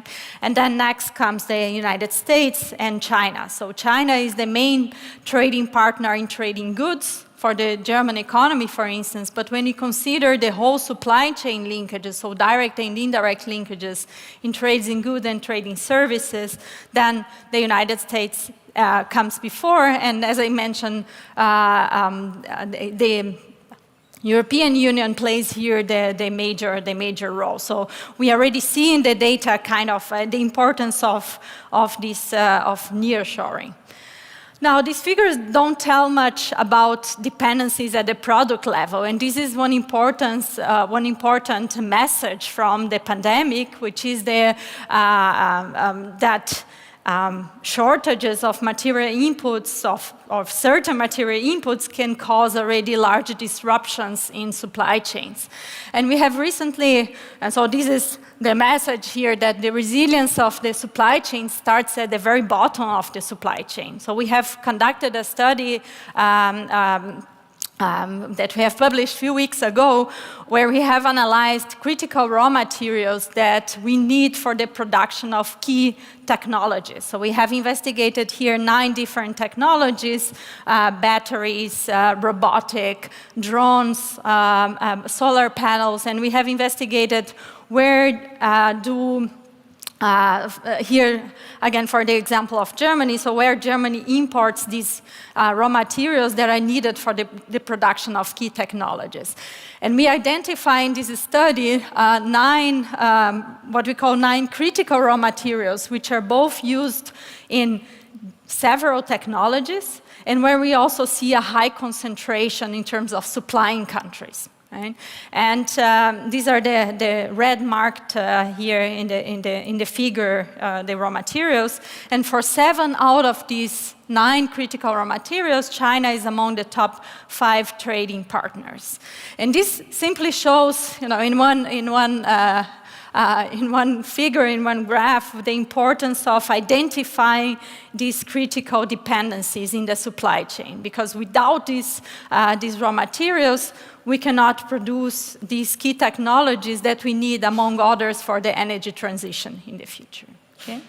But before I talk about the reorganization of supply chains, let me briefly mention some recent trends in globalization. Because we have been talking a lot about the pandemic and about the war in the Ukraine. But actually what we call this globalization, so basically a slowdown in globalization, has been going on since the financial crisis. So what we see in the data is that the trade intensity, so here shown as trade over GDP, this has stagnated since the global financial crisis. Right? So we have stagnated below the pre-financial crisis level. So this doesn't mean that we are facing a deglobalization, but that the pace of globalization has stagnated. Right? So the trade intensity has stagnated below the pre-financial crisis level. Another fact or another trend that we see in the data, and when we talk about trade policy, this is also what has been at the center of discussion, is the increase in the number of protectionist measures. Here we are showing since 2009, and what we see is that the number of newly imposed protectionist measures is way higher than the number of newly imposed liberalizing measures. So we see this increase in protectionism over time with a steeper increase since 2018. Okay? But overall, we see that the world is becoming more protectionist. Now, on the other hand, if we go then to more recent data and look what happened since the pandemic, the beginning of the pandemic, and first focus on this blue line, which refers to the evolution of trade volume since the beginning of since December 2019. And we see this huge drop in trade flows in the beginning of the pandemic, but an extremely fast recovery in terms of trade flows, such that now we are trading much more than before the pandemic. So we cannot talk about deglobalization in general, right? Because we are now even trading more than before the pandemic. For other world regions, we see a similar trend. So China recovered way faster, but also for the rest of the world, we see very similar figures. So we are trading more than before the pandemic. But we ask at the IFA Institute, every month we ask a representative sample of firms whether they are facing shortages in material inputs and how this is affecting their production and how this is affecting their revenues as well. And what we see, we have facing one record after the other, right? And we still see in the data that a large fraction of firms is still facing disruptions due to shortage of intermediate goods. So for instance, in electrical equipment or data processing equipment, roughly 90% of the firms were still facing shortages of raw materials. Now we see that this is becoming less severe over the months, but this is still a very large fraction of firms facing shortages in raw materials and in intermediate goods. And then is the question, right? So if firms are still facing such severe shortages in intermediate inputs, how are firms planning to reorganize their supply chains, and how can the government support firms to make supply chains more resilient in the future? So what can we say about the reorganization of supply chains in the future? So first, we have conducted quantitative analysis where because I think it's important also to emphasize the costs of a deglobalization. Right? And we have conducted a quantitative analysis where we have simulated different scenarios for what would be the effect of deglobalization, what would be the effect of renationalizing supply chains. Okay, so we are using here for the whole world data on input-output linkages, and we have asked what would be the effect of increasing trade barriers so much that countries would decide to renationalize their supply chains. And what we see in terms of GDP effects is that a strategy of reshoring, meaning a large renationalization of supply chains, would lead to a decrease in GDP of roughly 9.7%. So we would have a GDP at a way lower level. Right? Also a strategy of nearshoring, meaning what would be the effect of bringing back production to neighboring countries. Right? So if we increase the renationalization of supply chains, also these would be associated with high GDP losses. Okay? But besides these costs, of course, due to these large disruptions in supply chains, we have to ask, what can firms do, or how can firms adjust their supply chains to make their supply chains more resilient in the future?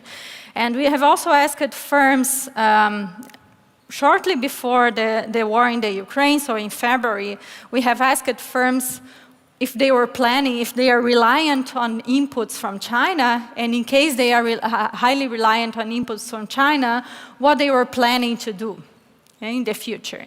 And roughly 50% of the firms that mentioned that they are highly reliant on inputs from China, they are planning to reduce imports from China. And then, so here we see a variation across industries, but roughly, so if you take the average, roughly 50% of manufacturing firms that are highly reliant on inputs from China are planning to reduce imports from China. But this does not mean a decoupling from China, but a reduction of dependencies, as I'm going to show you in the next slide.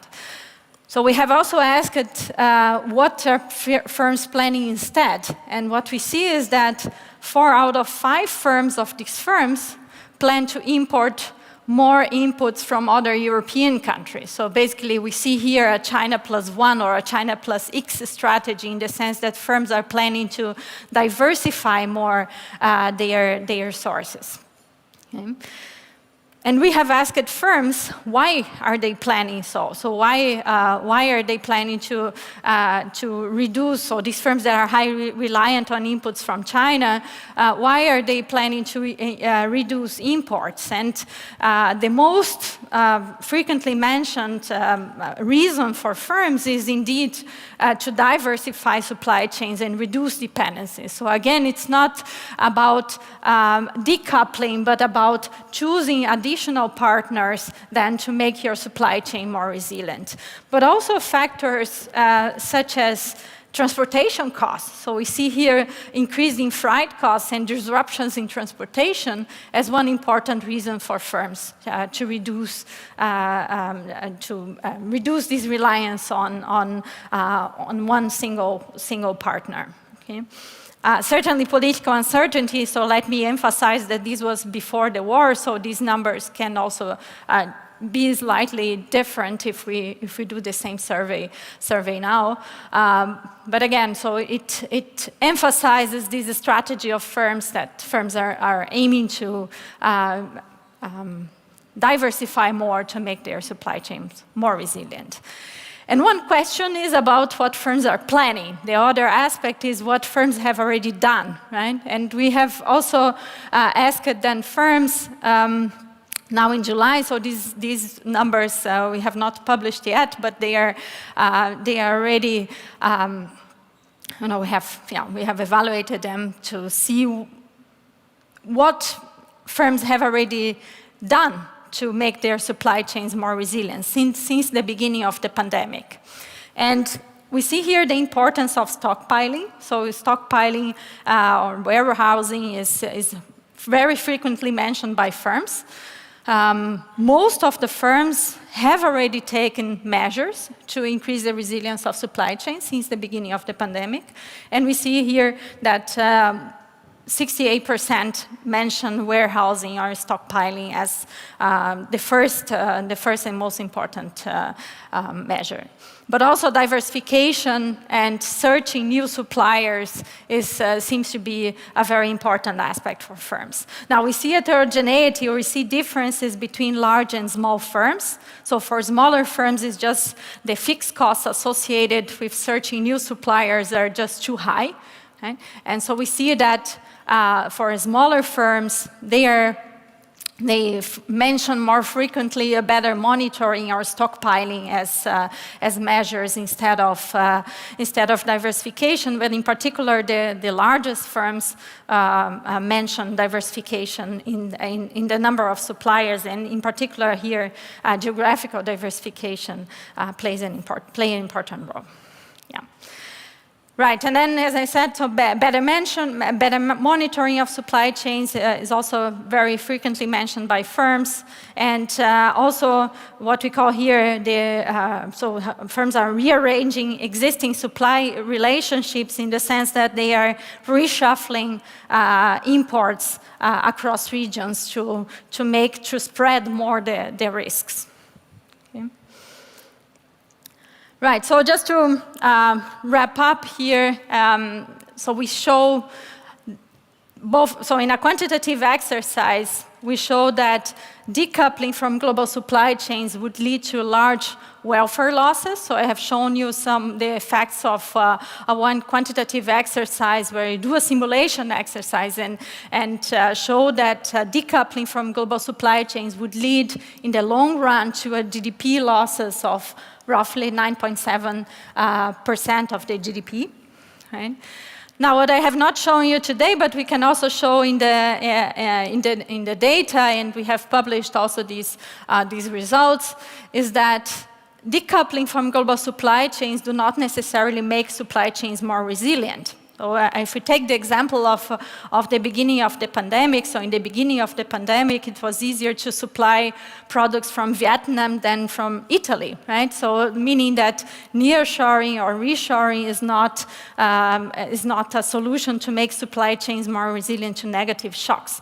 And the third aspect that we have to keep in mind when discussing the costs and the benefits of decoupling or deglobalization is that it might be also harder to address than global challenges. So if you talk about climate issues, for instance, it's way easier if you cooperate than with other countries, and in particular here with the developing world. Okay.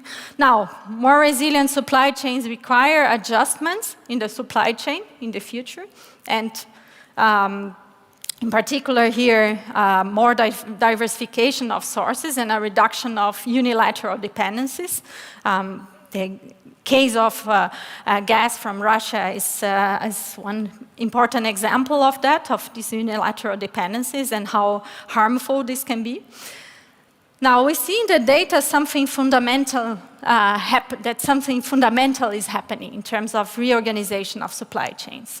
And most of the firms that we asked, so we asked a representative sample of firms, they have already taken action to increase the resilience of supply chains.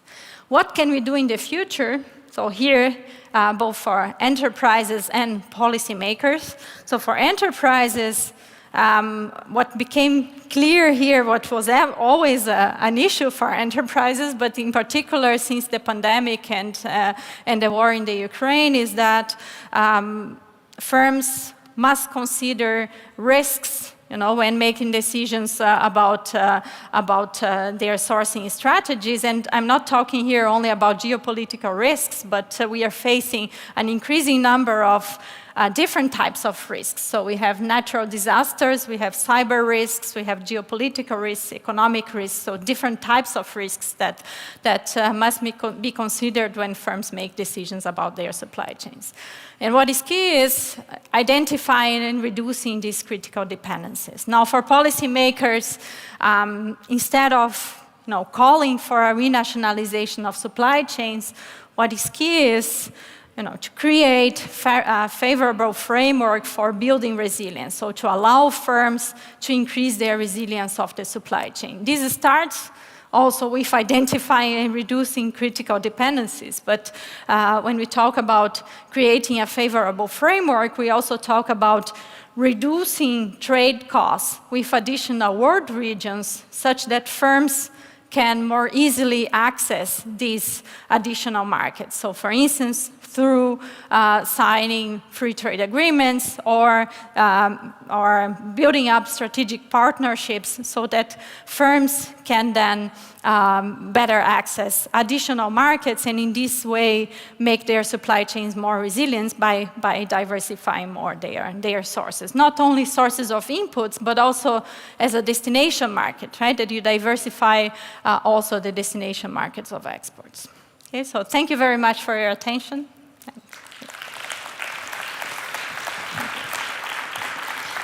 Thank you, Lissandra, for these insights that you brought for us today. I now have the opportunity to ask you some questions. I also brought this device in case you want to ask some questions and can do so via Slido. So I want to kind of just touch upon a couple of things that you mentioned in your talk and then you can come and join me if you like. Okay, sure. And then get into some of these more regulatory issues that you touched on in the end. Perhaps starting with a point that if you see companies heading elsewhere, and this is already beginning, where are they going? Like what regions in the world, what countries are gaining traction at the moment? Mm-hmm. So this example that I have shown is for the German economy, and what we see is that firms so we see this aspect of nearshoring becoming more important. This is a trend that we see already in the data in the last years, that these regional supply chains, as I have mentioned in the beginning, they are already very regional, so the regional aspect is very important, so we should always emphasize the importance of the single market as a sourcing, as a major partner in sourcing area. But what we see in the data is an increase in the importance of the region. And what German firms mention is, what they mention in the survey is that they aim to search for additional partners, so Germany is not very frequently mentioned, but really the European Union. So other sourcing partners inside the European Union and other world regions are also mentioned. But what we call insourcing, or reshoring, so bringing back production to Germany, is one strategy, but only in the sense of diversifying and not really bringing the production back to Germany, but rather, to additional partners in the EU. So this is something that there seems to be a lot of unison on from what we've heard today. Mm-hmm. And one question that we also brought in the panel, looking at the regulatory frameworks that you touched upon last, is that there was a very new directive by the European Union to say critical products, yet to be defined what that means, need to be reshored to be able to be produced in the EU. Mm-hmm. And it was said on the panel earlier, this seems like a little bit of a panicky or gut reaction. Would you agree with that? Yeah, I think the one important question is also, what is a critical material, right? What is a critical product? Because we have seen in the pandemic that even very simple inputs were already a source of large disruptions. Right? And I think for very specific and key products, we can think of a regulatory framework, but this should be the exception and not really the rule. It is important to identify these critical dependencies and for the government, so if you think of in terms of regulation, so for the government, it's important then to create an environment for firms, so that firms can then make their supply chains more resilient. So in terms of allowing firms to diversify more their supply chain. A critical question, are we still looking at this from the wrong lens? Like all these calculations, are they not too focused only on the economic gains and profits to be made rather than the ecological costs. I was also thinking about this in relation to some of the strategies currently being undertaken that you mentioned, for instance, stockpiling. It seems super counterintuitive from an ecological perspective. Yeah, so I think from the environment perspective, it is important to think of how can we cooperate with countries in different areas and in different dimensions. And if we think about decoupling, right, it is not helping us to tackle other challenges, such as the climate challenge. So that's why cooperation is actually a better strategy to deal with that. Now, if you think, environmental aspects for particular goods, certainly that's something that has to be considered, by firms. And we see here, for instance, the importance of transportation costs. Right? The transportation costs are now way higher, and these, for many firms, this might be also an opportunity to say, now is a chance to look at further world regions and see how can I diversify more my supply. Yeah, I'm still curious what other world regions in future will become, let's say, of a different geopolitical role than they are today with these shifts going on. Africa was mentioned mildly earlier, although there are very few industrial production capabilities there. So is that, what is your... Sure. So no, we will continue seeing these hubs, right? Because when you look at supply chains, we see 3 hubs. We see China, we see Germany, and we see the United States. And they are the hubs for these 3 different regions. So for now for China, probably the relations will be also intensified with the Asian Pacific area due to the also not only for this reason, but also because of the newly signed RCEP, which is a trade agreement between countries or among countries in the Asian Pacific area. But we will continue to see these, these very important three hubs. And as I mentioned when I talked about regional supply chains, we see the importance of these hubs for the regions, meaning that global supply chains have a very strong regional aspect. But we should not, and decoupling has huge costs, and we have massive benefits from trade, and these we should not underestimate. Rush away from. No panic reactions there. Okay, so as a closing question, just maybe 3 key words from you. You spoke last about this policy framework for building resilience. What do you think are going to be the key aspects needed for this policy framework? Yeah, one key aspect is free trade agreements and strategic cooperations with additional world regions. So when we talk about raw materials, there are several countries where we could think of having more strategic cooperations. And we have, so if you think about the EU has not really come forward with the trade policy. And we are still talking about CETA, so about the trade agreement between the European Union and Canada. And so we have to come forward with trade agreements and with strategic partnerships with additional trade regions for other trade regions, so that we can reduce costs of trading, and then allow firms trade more with additional world regions. And in this way, we would also reduce these one-sided dependencies. Yeah. Thank you so much, Lissandra, for your insights today. Another big round of applause for you, please. Thank you. Thank you very much. Thank you. We have a second deep dive coming up for you now, which is going to zoom in on these more ecological perspectives. As environmentalists have really this is generalizing a bit, but always been critics of globalizations for these specifically ecological reasons. But the question remains to be answered whether deglobalization will actually be better for the environment, or if that is just too simple of an equation to make. Miele is an innovator and an expert and founder. She's received multiple awards for her work and is now going to help us answer this question. Please give a big round of applause to Miele.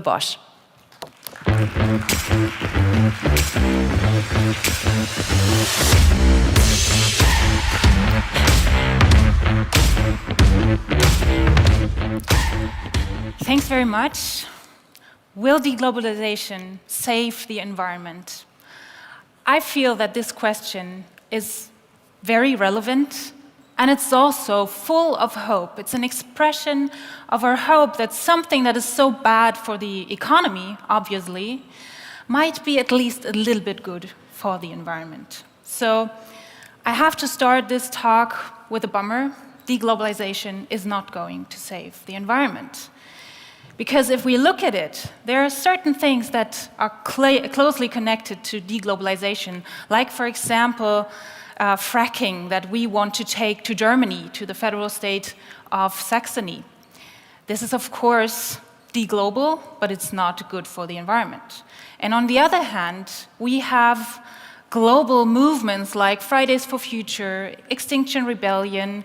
They are collaborating across cultures, across countries, across languages, which is global and very good for the environment. So, no, deglobalization will not save the environment. Something else might, and we will get to that, I promise. If we are talking about this question, we have to,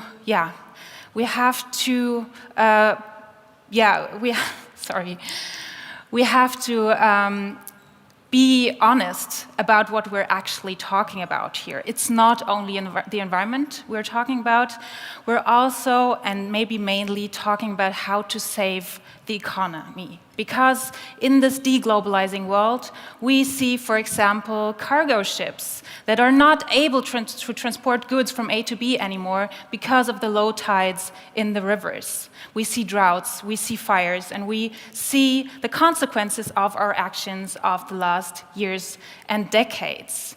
There was a recent study done by the ETH Zurich and the London School of Economics, and the researchers, they calculated that the gross domestic product globally will be shrinking by 37% if we pursue this path of environmental destruction, so the economy basically destroying its own resources in the end.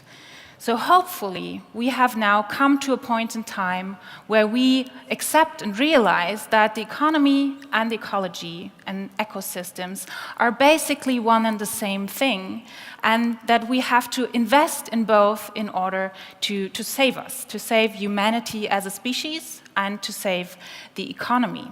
And we've come quite far in this endeavor, in this realization that we need the environment to save the economy. If we look at this picture, for example, we see that in the 70s, it was mainly the hippies who were demanding more environmentalism. Of course, there was the address, the publication of the Club of Rome on the limits of growth, but it was not mainstream. Now we're talking differently. We see the Larry Finks addressing their shareholders, telling them that sustainability should be a top priority for all investment decisions. So, as a futurologist, I can tell you that these 50 years, this is exactly the time we need for a trend to become a megatrend and to impact all areas of society. So what has changed? Of course, in the Western world, we are already and also experiencing the negative effects of our actions of the last decades. We see droughts and floods and fires. In the business sector, we also see changes. We see customers demanding more environmentalism. 80% of customers in the retail sector, according to a study done by Opinio last year, 80% are demanding their purchases to have positive environmental impact. Then, of course, there's financial risk connected to the question of potential regulation. There's also financial risk connected to the scarcity of resources, which is heightened by the global crises at the moment, and also by too little environmentalism. And the fourth factor is employees. And this is underestimated a lot of times. Employees, fewer and fewer employees are willing to work for companies who are in the end destroying their livelihoods and that of their children and grandchildren. So sustainability is not a nice to have. It's a prerequisite for long-term success, for stability, for resilience in our economy and in society at large. And that, in the end, is always a matter of innovation. And the innovation we need right now in sustainability is disruptive. What it means, disruptive innovation, we've learned that in the digital revolution. Some of us have learned it the hard way. We need this again, and we see this again now. There will be companies that are able to provide your products and services, but without destroying the environment, or even by regenerating the environment. And this is exactly what Clayton M. Christensen, that you see here, meant when he was talking about disruption. It's not something happening by chance. We did not see it coming, but it's something that can be applied very strategically in innovation, and it's about dissolving opposites. In the digital place, it was mostly about the opposite between quality and price. So we could reduce price by scaled-up software solutions and still deliver high quality. Now the opposites that we need to dissolve are that of financial success and environmental degradation. And as soon as we are able to provide goods and services that do not destroy the environment, we are being disruptive. So it's not a matter of a nice to have. It's not charity. It's not chance. It's a matter of innovation and disruption. And you can transfer that to your own context. I know it's quite hard. It's not so easy, but that's always the case with innovation. It takes time, it takes creativity, it takes really good people, and then you are able to be at the forefront of this development. What it also takes is a recombination of the things that were already there. So it doesn't have to be about reinventing everything, reinventing the system from scratch. We can even combine stuff that we know from before and adapt it to a new circumstance. And I want to present you one very simple and well-known business model that is very relevant in a deglobalized world, and it's called pay-per-use. And maybe you know the example of Rolls-Royce, who is applying this kind of business model for over 50 years now. And of course, there were other reasons for it than sustainability, but I will tell you in a bit why this is, again, very relevant. So what Rolls-Royce saw 50 years ago was that with their engines that they were producing, the customers were not so well in the business of maintenance. So the airplane companies didn't want to maintain these engines, and they weren't good at it. So they changed the business model, produced these engines in a way that they could be repaired, so high-quality products, and they did not sell the engines anymore, but the usage of the engines. And it was called power by the hour. And it's still very relevant. These after-services are very relevant for the revenue stream of Rolls-Royce. They make up to 50% of the revenue of the company. In a deglobalized world, this business model is so relevant because what we see is when we relocate the production of our products back to maybe Germany, so made in Germany as a revival, we might raise the prices as well, but we also raise the quality of the products. And if we want to have a successful business case here, we have to innovate on the business model, and with that we can achieve more transparency in supply chains, we can have a very long-term relationship with customers, and in the end, we might even eradicate waste. And this is something that Professor Braungart would really appreciate. He's calling, or he's demanding for a different kind of business model in the tech world for a few years now. He's one of the inventors of the cradle-to-cradle approach, and he says we have to switch from selling products to selling the use of products. There's lots of potential in this market, in this aftermarket refurbishing stuff. We can see a 10% increase of market growth in the refurbished mobile phone sector, for example, or if we look at fast fashion and secondhand fashion, the secondhand fashion will be bigger in 2028 than the fast fashion market. Of course, what we also need in this area is a different kind of product. So we need to product innovation as well, because otherwise we won't be able to have this high quality. So we need products to be modular. We need products to be very high quality. And there are examples all around. I just picked a very recent one that I found on Start Next. This startup from Berlin, they produce blenders in Berlin. They are very high quality. They are modular. They are very attractive to the modern consumer. And the founder couple, they wanted to eradicate e-waste, which makes up 16 kilograms per year per person in Europe. So lots of stuff being thrown away because usually the parts of stuff is being glued together, so we can't take them apart anymore and we can't repair them. And this is a counter product, so to say.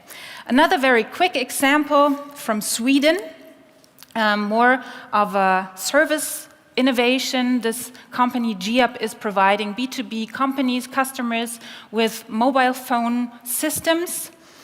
So the so-called Mobilcirkelen, I hope I pronounced that correctly, and they organize phones for employees, they take them back, and they have an insurance model in case something is being damaged. So as a quick summary, sustainability is not charity. It's not only a matter of compliance and CSR. It needs to be at the core of innovation, and this will provide long-term success in a deglobalizing world. So I get asked a lot by companies, how can I start? I know I have to reduce emissions, I know I should build solar power on my roof, but what else is there to do, especially in the area of innovation? And if I want to make it very, very simple, I tell them there's only two paths that you could remember and that you can take. And these two paths can be pinned down, again, to the cradle model. We have in this world the biosphere, and we have the technosphere. And in the biosphere, there's everything that can be decomposed, like clothing, or food, or wood. And the aim here is to have a closed loop of nutrients. So we can think of material innovation, and we can think of production innovation.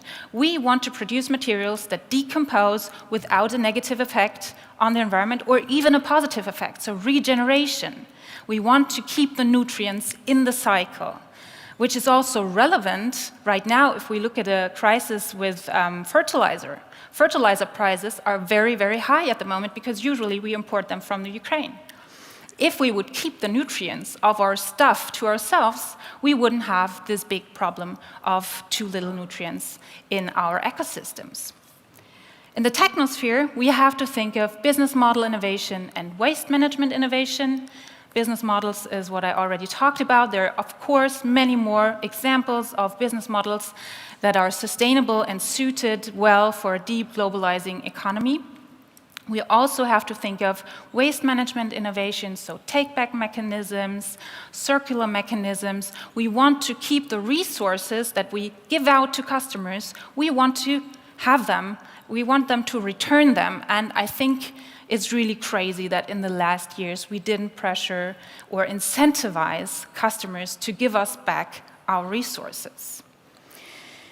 So in the end, what it comes down to is these two things. We can start by becoming less bad, reducing emissions, offsetting emissions, reducing negative impact, and this is all the things that we connect to becoming neutral in this world. But neutral is not enough. We have to think about how to be actually good by doing business. We have to think of innovations that cater into this process of eternal renewal that is very natural in the environment. And it's possible. It's possible that we can do that, but we need innovation for that. And I talked about business model innovation, I talked about material innovation, I talked about all kinds of stuff. One of the big questions today is, what do we do with all the industry, all the physical assets that we have? Can we transform them too? Can we turn them into positive aspects in this world? As a futurologist, I have a very simple answer to that, because we can always see the future in the here and now. There are simple, very little, small signs of the future in the here and now that we can look up, that we can look at to see what's happening in the future. And one of them is interface with their factory as a forest model. And they are aiming at what I just asked. They are aiming at transforming their production sites. And they are doing this with one of the inventors of the biomimicry approach, Janine Benjes. And what they're doing is they have a factory in the US, and they want to transform it in a way that has positive effects on the environment. What they're doing is they have a reference ecosystem, like a forest or a swamp, that is right next to the place where they produce. And they measure the ecosystem performance of that ecosystem, namely how much water is being filtered, how much nutrients are being put into the soil. And these are the KPIs to redesign the factory in a way that this factory achieves the same ecosystem services as the ecosystem right next to it, as the forest or the swamp. So it's possible. We have to be creative, we have to be innovative, but in the end, there's ways, and they are not out of this world, they are already there. We just have to take a look.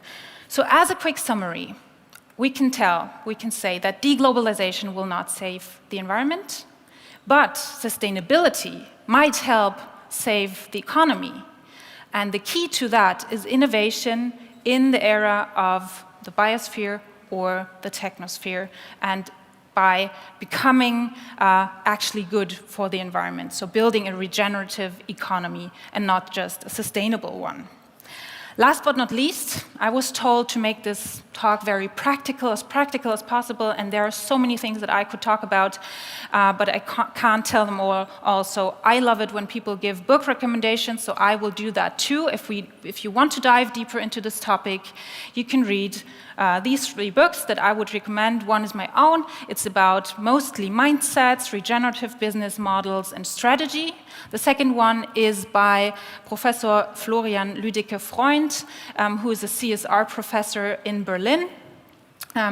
Very practical list of sustainable business model patterns that you can look at and see if you can apply them in your own context. And the third one is by Dr. Günther Faltin, also a professor here in Berlin, teaching entrepreneurship, and this book is about creatively bringing down the price of products, but without compromising on quality. So very relevant in this aspect of a higher quality when we relocate businesses. So without further ado, I wish you all the best for your sustainable or even regenerative innovation journey, no matter if it's global or local or glocal. Thank you. Thank you, Miele for this very interesting insights. Fortunately, we have a tight schedule, so we only have time for one question. But my key takeaway from you today is your quote, "We need the environment to save the economy." Yes. But it is still very easy for us as a consumer to go out and buy products that are not sustainable, that produce waste, and they are still cheaper than the sustainable products. Yeah. And my question is, why is that? Because we put all the responsibility on consumers. The companies who I work with often tell me, yes, but the consumer wants it that way. But that's not the case. And I ask companies to take responsibility and to tap into their innovation power, because this is what they are very good at. Thank you, Miele, for these insights. Thank you.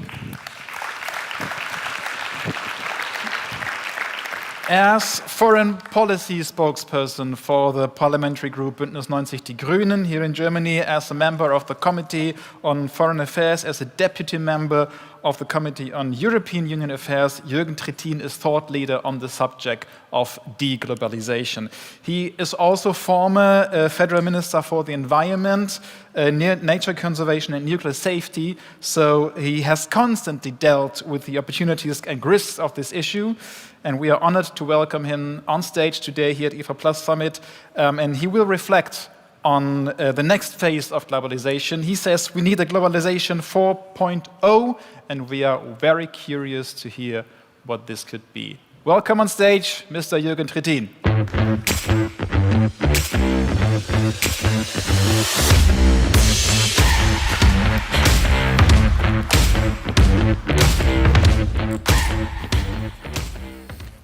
Ladies and gentlemen, thank you. There will be no presentation, not for the reason there was a presentation, but we couldn't clarify the copyrights, and therefore I'm today without a presentation. We are talking about, in the face of disruption, about globalization, about its possible end, about deglobalization, and about a new globalization.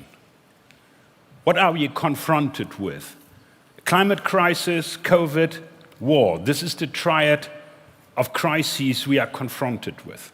The effects of these crises triad can currently be felt in any country worldwide. The effects of the pandemic, the outcomes of the escalating climate crisis, and the international shocks triggered by the aggression to Ukraine are mutually reinforcing each other. This has consequences for us. The debates about energy security, inflation, and new security strategy remind us on this every day. The triad of crises has dramatic consequences, especially for the global south. In addition, food security, poverty, energy security is at stake here in most of these countries.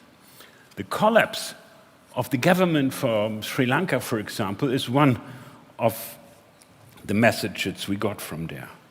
We live in a situation that has the potential to significantly threaten lasting prosperity and peace in Germany, in Europe, and in the rest of the world.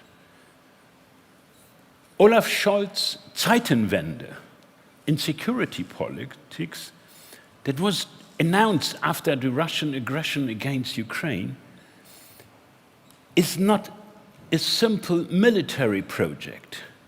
It is a comprehensive one. Together with the European Union, Germany must start a serious attempt to overcome the war. But all this will only be possible through a political reshaping of globalization. A globalization that relies only on the market has failed. We have already learned that from all the shortages and production delays during the corona pandemic. A solely market-driven globalization has also been unsuccessful as a recipe for foreign policy. The common sense of Angela Merkel and Gerd Schröder, Handel schafft Wandel, change through trade, has not worked with Russia and has failed in China. That leads to two questions. One is, in the future, will we primarily focus on greater diversification of our trade and production relations? Or are we campaigning for a relocalization of production sites? The answer will not be simple. And to make it clear, it's, from my side, not about deglobalization. It's more about strengthening the resilience in Germany and Europe. The return of the war aggression 80 years after Germany's invasion to Poland and the Soviet Union forced us to rethink world politics. So we have to make three assumptions. If we want to stop Putin, we cannot just only deliver weapons to Ukraine. Europe must use its power to economically decouple Putin's Russia. Second, European sovereignty will never fully exist as long as we are depending on fossil imports, as we are addicted to fossil fuels. That means climate protection creates energy security. And third, the war in Ukraine, the corona pandemic, and the climate crisis are forcing us to rethink globalization and to change the German export model. The first, decoupling, shows us what do we have to do. The measures of coercive we put on Russia, from bank sanctions to oil embargo and others. This is more than only sanctions. Sanctions normally are targeted to change the behavior. Here we talk more about decoupling Russia from the European and the US market. Or to say it in a very short sentence, we send Putin back to the 1960s. We have to assure that the inviolability of borders is secured, that the threat and the use of force in Europe is again impossible. What we need to reach is what I would call a new Helsinki, and that is why we have to put on this stop on the Putin's aggression. Security entails more than just military. Real human security also requires humanitarian aid, development cooperation, civilian crisis prevention, cyber security, strong diplomacy, civil defense, and of course, energy security. The security of our country and our democracy can only be achieved together with our partners in the European alliance and in the transatlantic context, in the United Nations, in the European Union and NATO. And that's the background and the frame of the new security strategy that is now the German government working on. For the first time, we try to define a national security strategy for Germany. It will be presented in the beginning of the next year. Next point is about climate sovereignty. The expansion of renewable energies and energy sovereignty are indeed a matter of national security, and you will now find it in the German regulation and laws. The 24th of February had made it obvious a country that has to import 70% of its primary energy use is not really independent. We have no real sovereignty. Germany, as a business location, as well as Europe's prosperity overall, have been granted for decades by cheap oil and gas, and also cheap coal, mostly from Russia. In return, greenhouse gases are stored in the atmosphere. Germany and the European Union is addicted to fossil imports.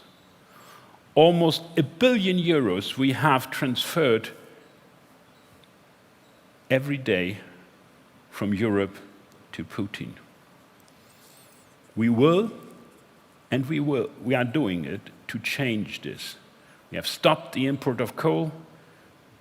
We are working on ending the imports of oil the end of the year. And we do this also with gas in the perspective to up to 24. Sometimes I smile on this, because 8 years ago, we did a study, how, as Green Group in the Parliament, how can we substitute the amount of Russian gas? we found a way that in a period up to 2030, with a better isolation of 3% annually of every house, using heating pumps and others, we could do this. At this time, I would call a utopian.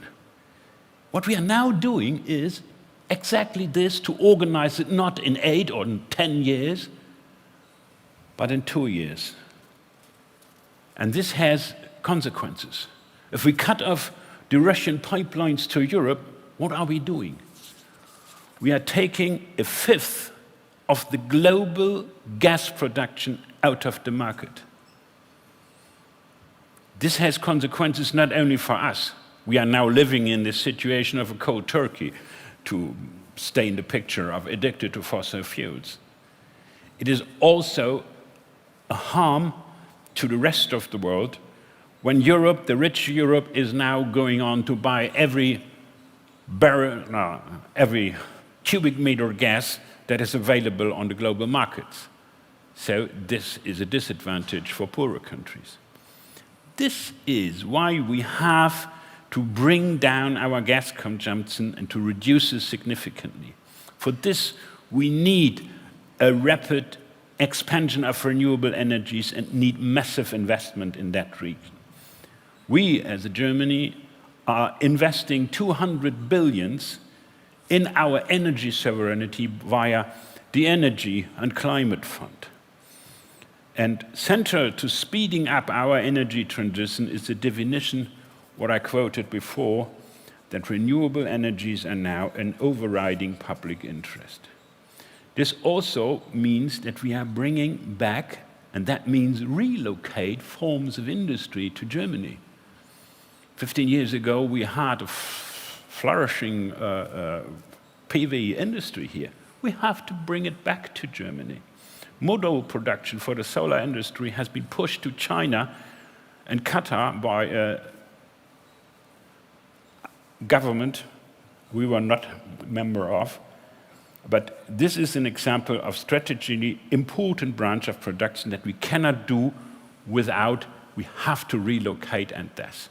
And with the perspective no longer to import 70% of our primary energy use, with a consequent strategy of decarbonization, we should be able to produce 70% of our primary energy demand from electricity to green ammonia, green hydrogen here in Germany, and only 30% of import.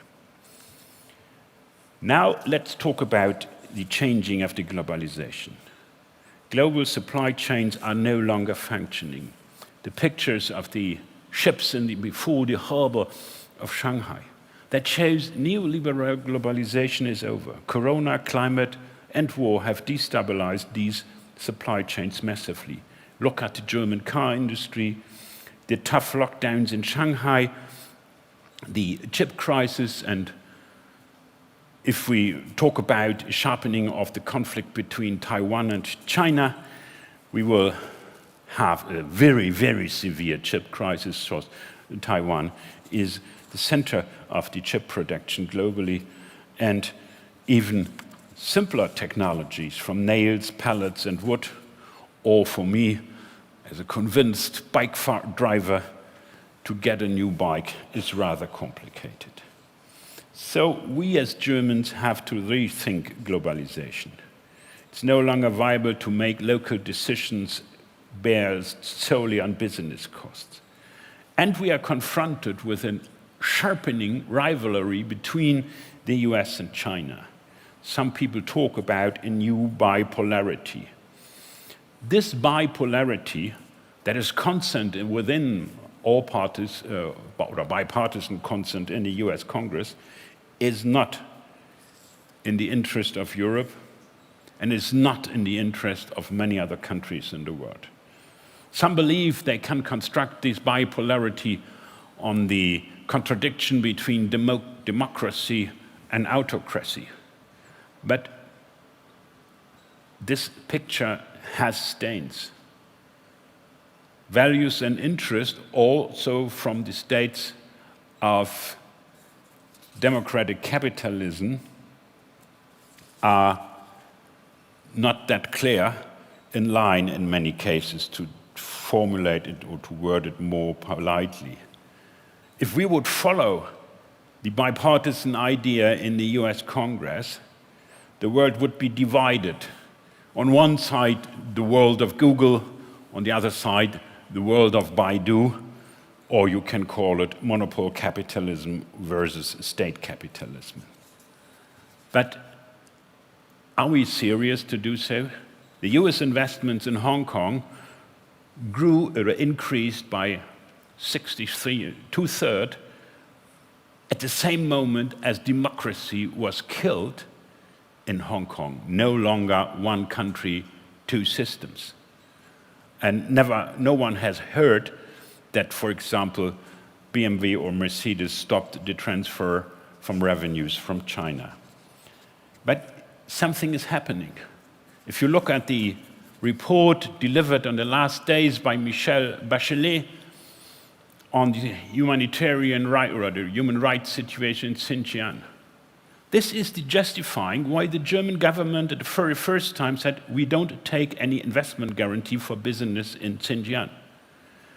And to do it not only case by case, we will have a new supply chain law in the European Union that, for example, should exclude that products from forced labor go to our markets. And my impression is the Chinese have heard the signals. They ratified the last days 2 conventions of the International Labour Organization that are still not ratified in the US, for example. No, we need a differentiated approach. We have to have in mind that in the systemic rivalry between democracy and autocracy, for example, China has on its side that it lifted hundreds of people out of poverty. And this, for many countries in the world, is a role model. So it will be impossible, for example, to isolate China the way we do it, not perfectly, but doing it with Russia. And it's not in our interest. When we now see what has happened to our economy with the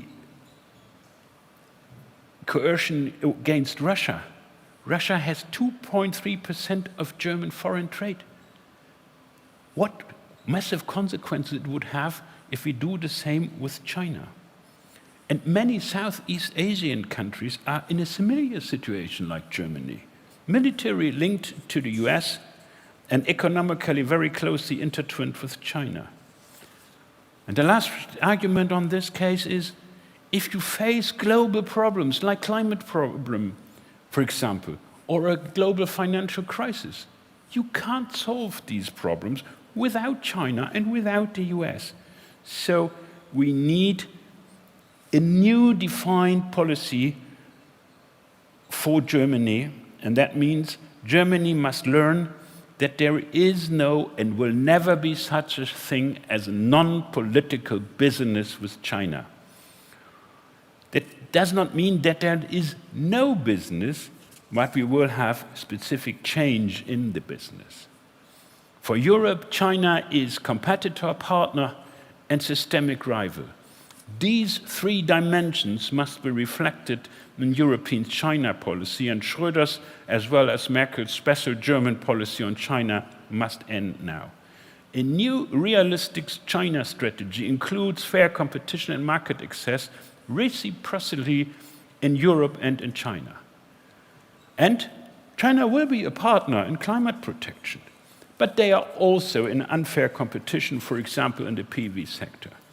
Europe wants to protect, for example, its CO2-free steel industry from dumping steel.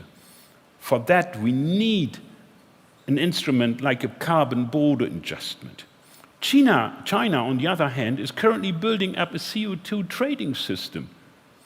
This is something that is compatible with the European law, something that will not happen in the US in the foreseeable future. It is one of the largest markets in the world where Germany's car industry sells every second vehicle.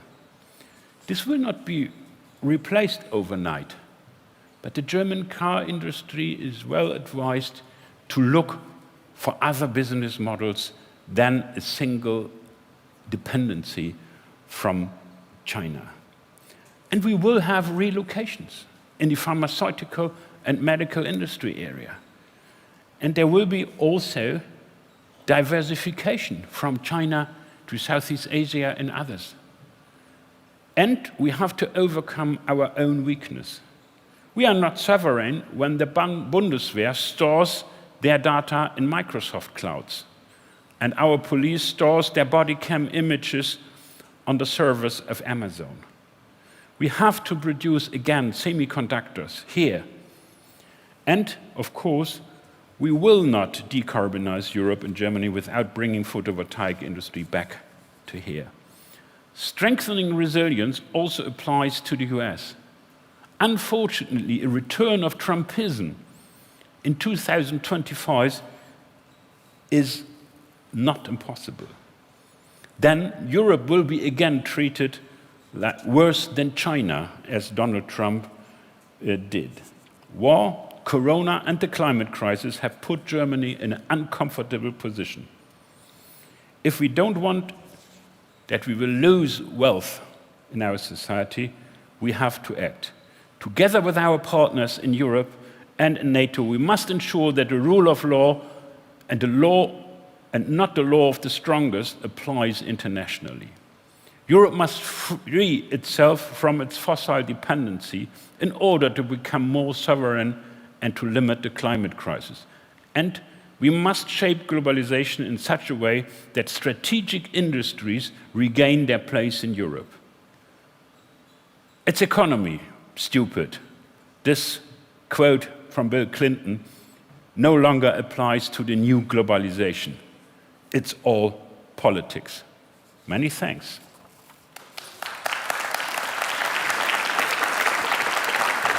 Thank you very much, Mr. Trittin. So we have a few minutes left for a short question and answers.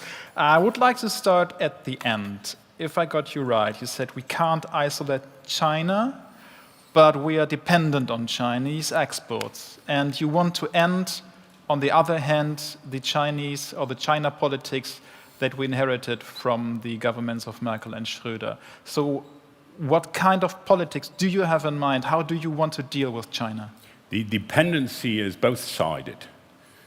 But we're more dependent on exports than they are. In many cases, yes. But in the debate inside the Communist Party of China, we have two groups. One group wants us to deglobalize. And others say this will lead to a less of wealth, and that means they will lose acceptance and legitimacy. And they now have strong arguments on their side.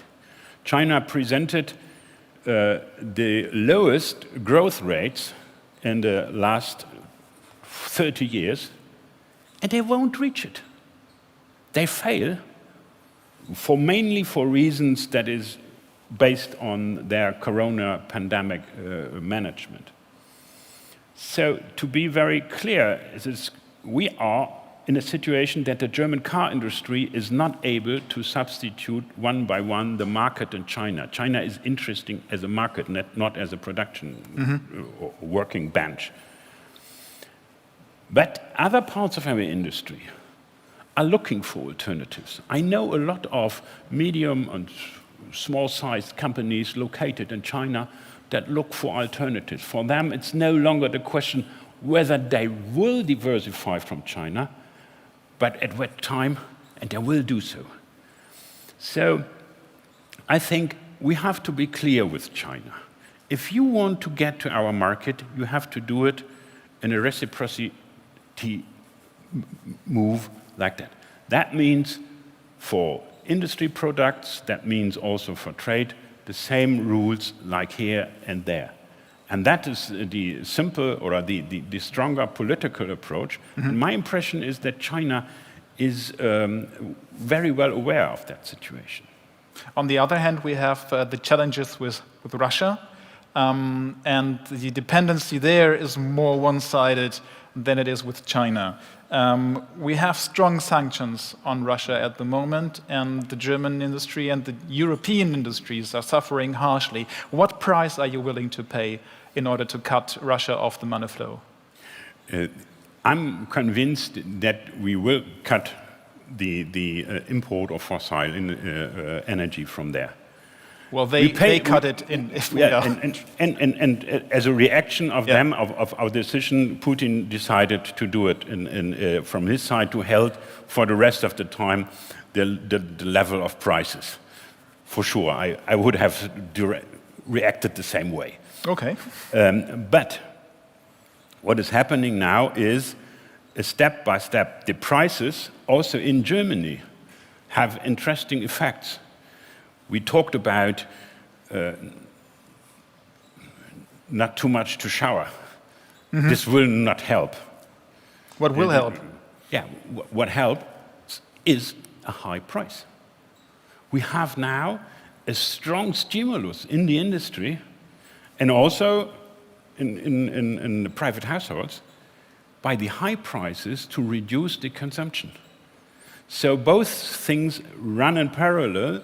The increase of renewable energy, the building up a hydrogen economy like in the agreement with Canada we did, and at the same time, especially in the industry, we have energy saving and strengthening energy efficiency caused by high prices. So bitter high prices for us, in many cases, also as a person, it has an economic effect of strengthening the decoupling from Russia. I want to shortly come back to another quote of you. We have to bring back production to Europe, you said, especially in the solar and wind industry, I believe, but also, just as you said, in the chip industry. Can this be made without the help of the German government, or are you willing to, for example, help with subsidies? In many cases, we brought the PV industry to China. It was not only the unfair conditions by China. The former government, with their measures, stopped any crediting for the industry. And that was the reason why this industry and the machinery that produces that went to China. So it was homemade. Mm-hmm. And to correct this mistake, you will have to take some money in your hand. We will also have the situation with other things. If we want to bridge the time from now to the situation of a decarbonized society, we have to bridge it with buying natural gas, for example, from the US. That's fracking gas with a catastrophic climate effect. But the problem will be, should we build up new infrastructure? And if you want to build up no infrastructure that locks you in this fossil dependency, you have only short periods to write these investments off. And to bridge this is also something, I'm personally convinced on that, that the state has to bridge these shorter of written periods. Thank you very much. I believe that some of the German industry and producers will have an open ear for that, and I'm very curious to hear what Finanzminister or Mr. Lindner has to say to that, but we have to take a break now because your time is running up. After last Sunday, I'm very optimistic on that. Okay. Thank you very much, Jürgen Trittin.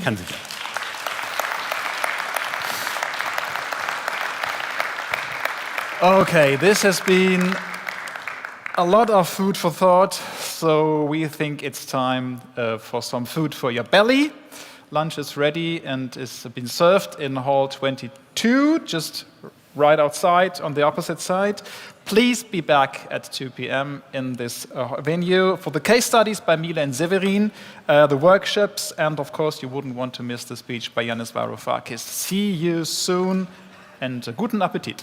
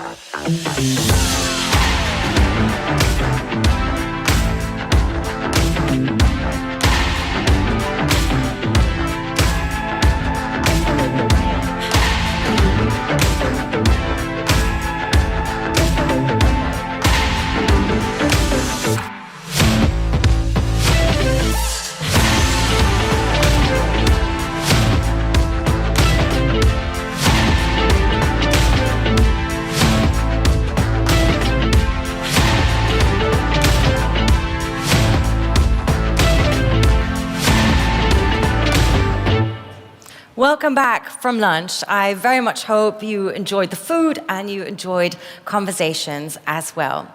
We now want to get a little bit more practical, because in this afternoon session coming up now, we have 2 case study interviews with leading companies in the field to learn a bit more how they are dealing with the challenges we discussed this morning.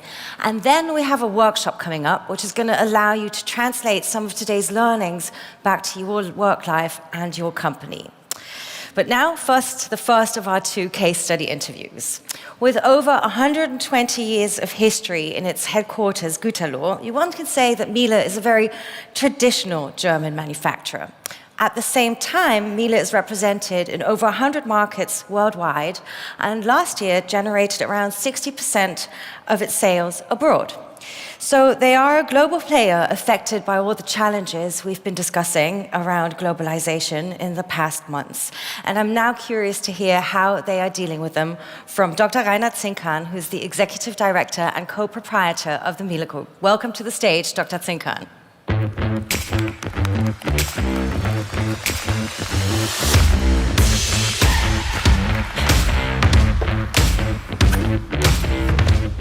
Thank you so much for joining us today. It's really great to have you here and to have you on stage with me. I would like to start our conversation by learning what your work life is like these days. Do you feel like you still have the capacity to sit and observe, analyze, manage, look forward, or are you firefighting? Well, that's an interesting question. If we talk about firefighters, there's a saying that sometimes firefighters, if there's not enough to do, take care that fires are coming up. Definitely we as an industry are not taking care of fires, and definitely I'm not a member of a fire brigade. But yes, you are from day to day sometimes in the position of fighting a fire, but that must not mean that you're not thinking strategically or long-term on the other hand.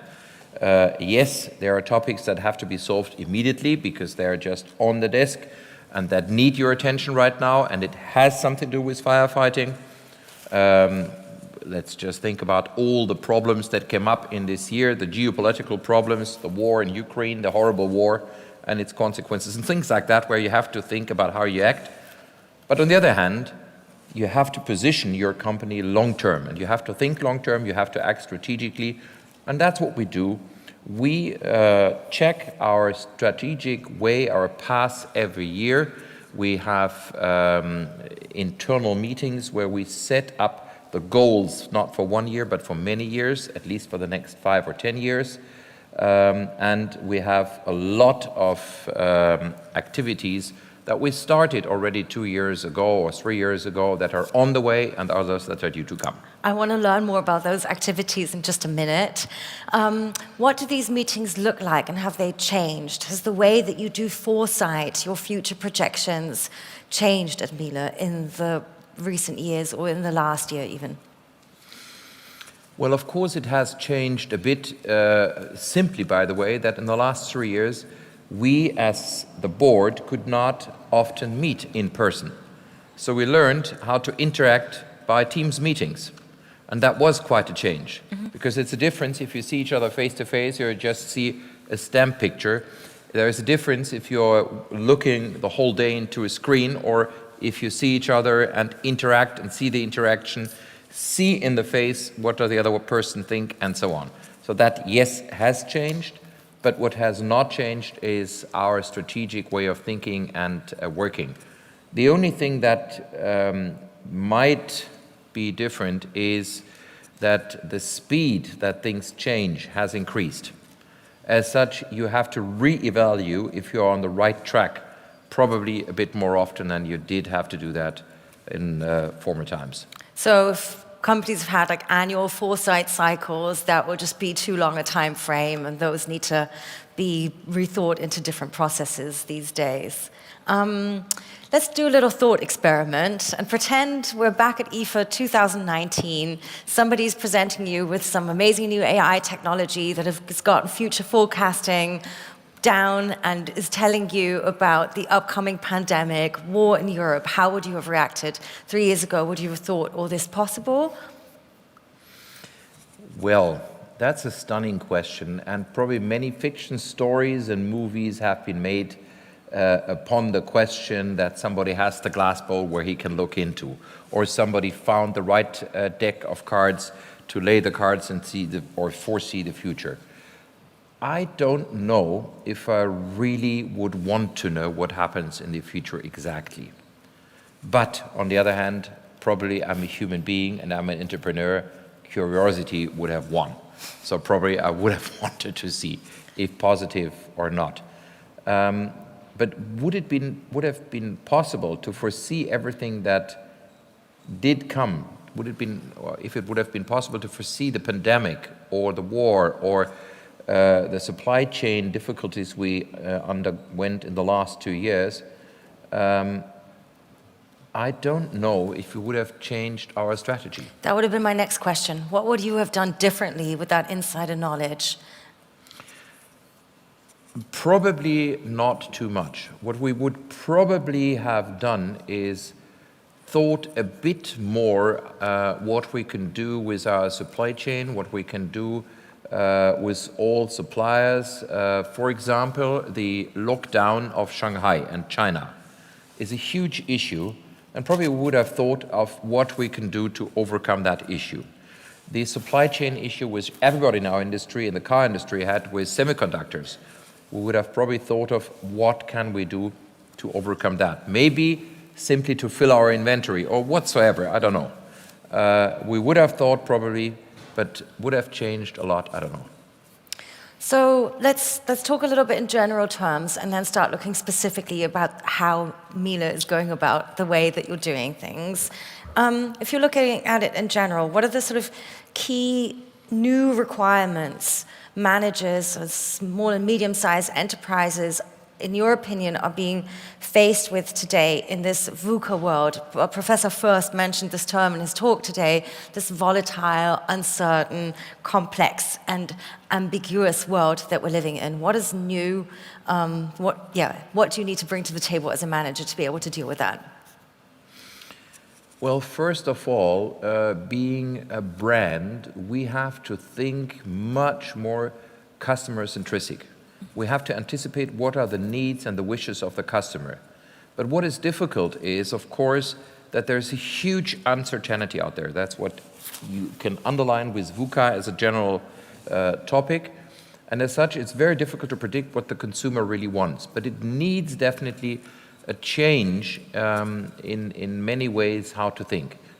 But there is a good side on that coin as well. And the positive side is that people get more conscious.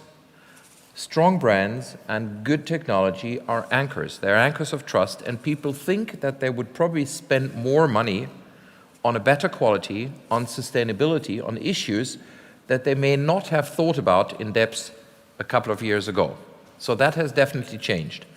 And we as an industry have to predict how that process is evolving. We have to predict what we can do to be ahead of the time to fulfill these needs and to give that trust, that anchor that in VUCA world people are seeking for. Not at all probably easy to balance with this idea of reacting to consumer needs, but also needing this long-term perspective and foresighted vision. So let's talk a little bit about the how you're doing that at Miele, especially in terms of production and your supply chain management. We heard today from other experts that friendshoring is being considered as a very critical idea.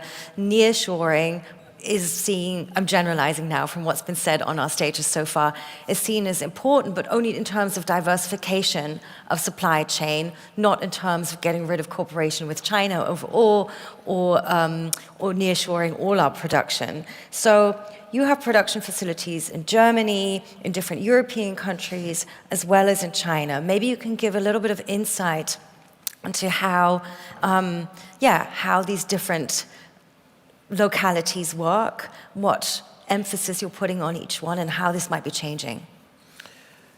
For us, the most important topic is quality, is longevity. We test our products for 20 years lifespan.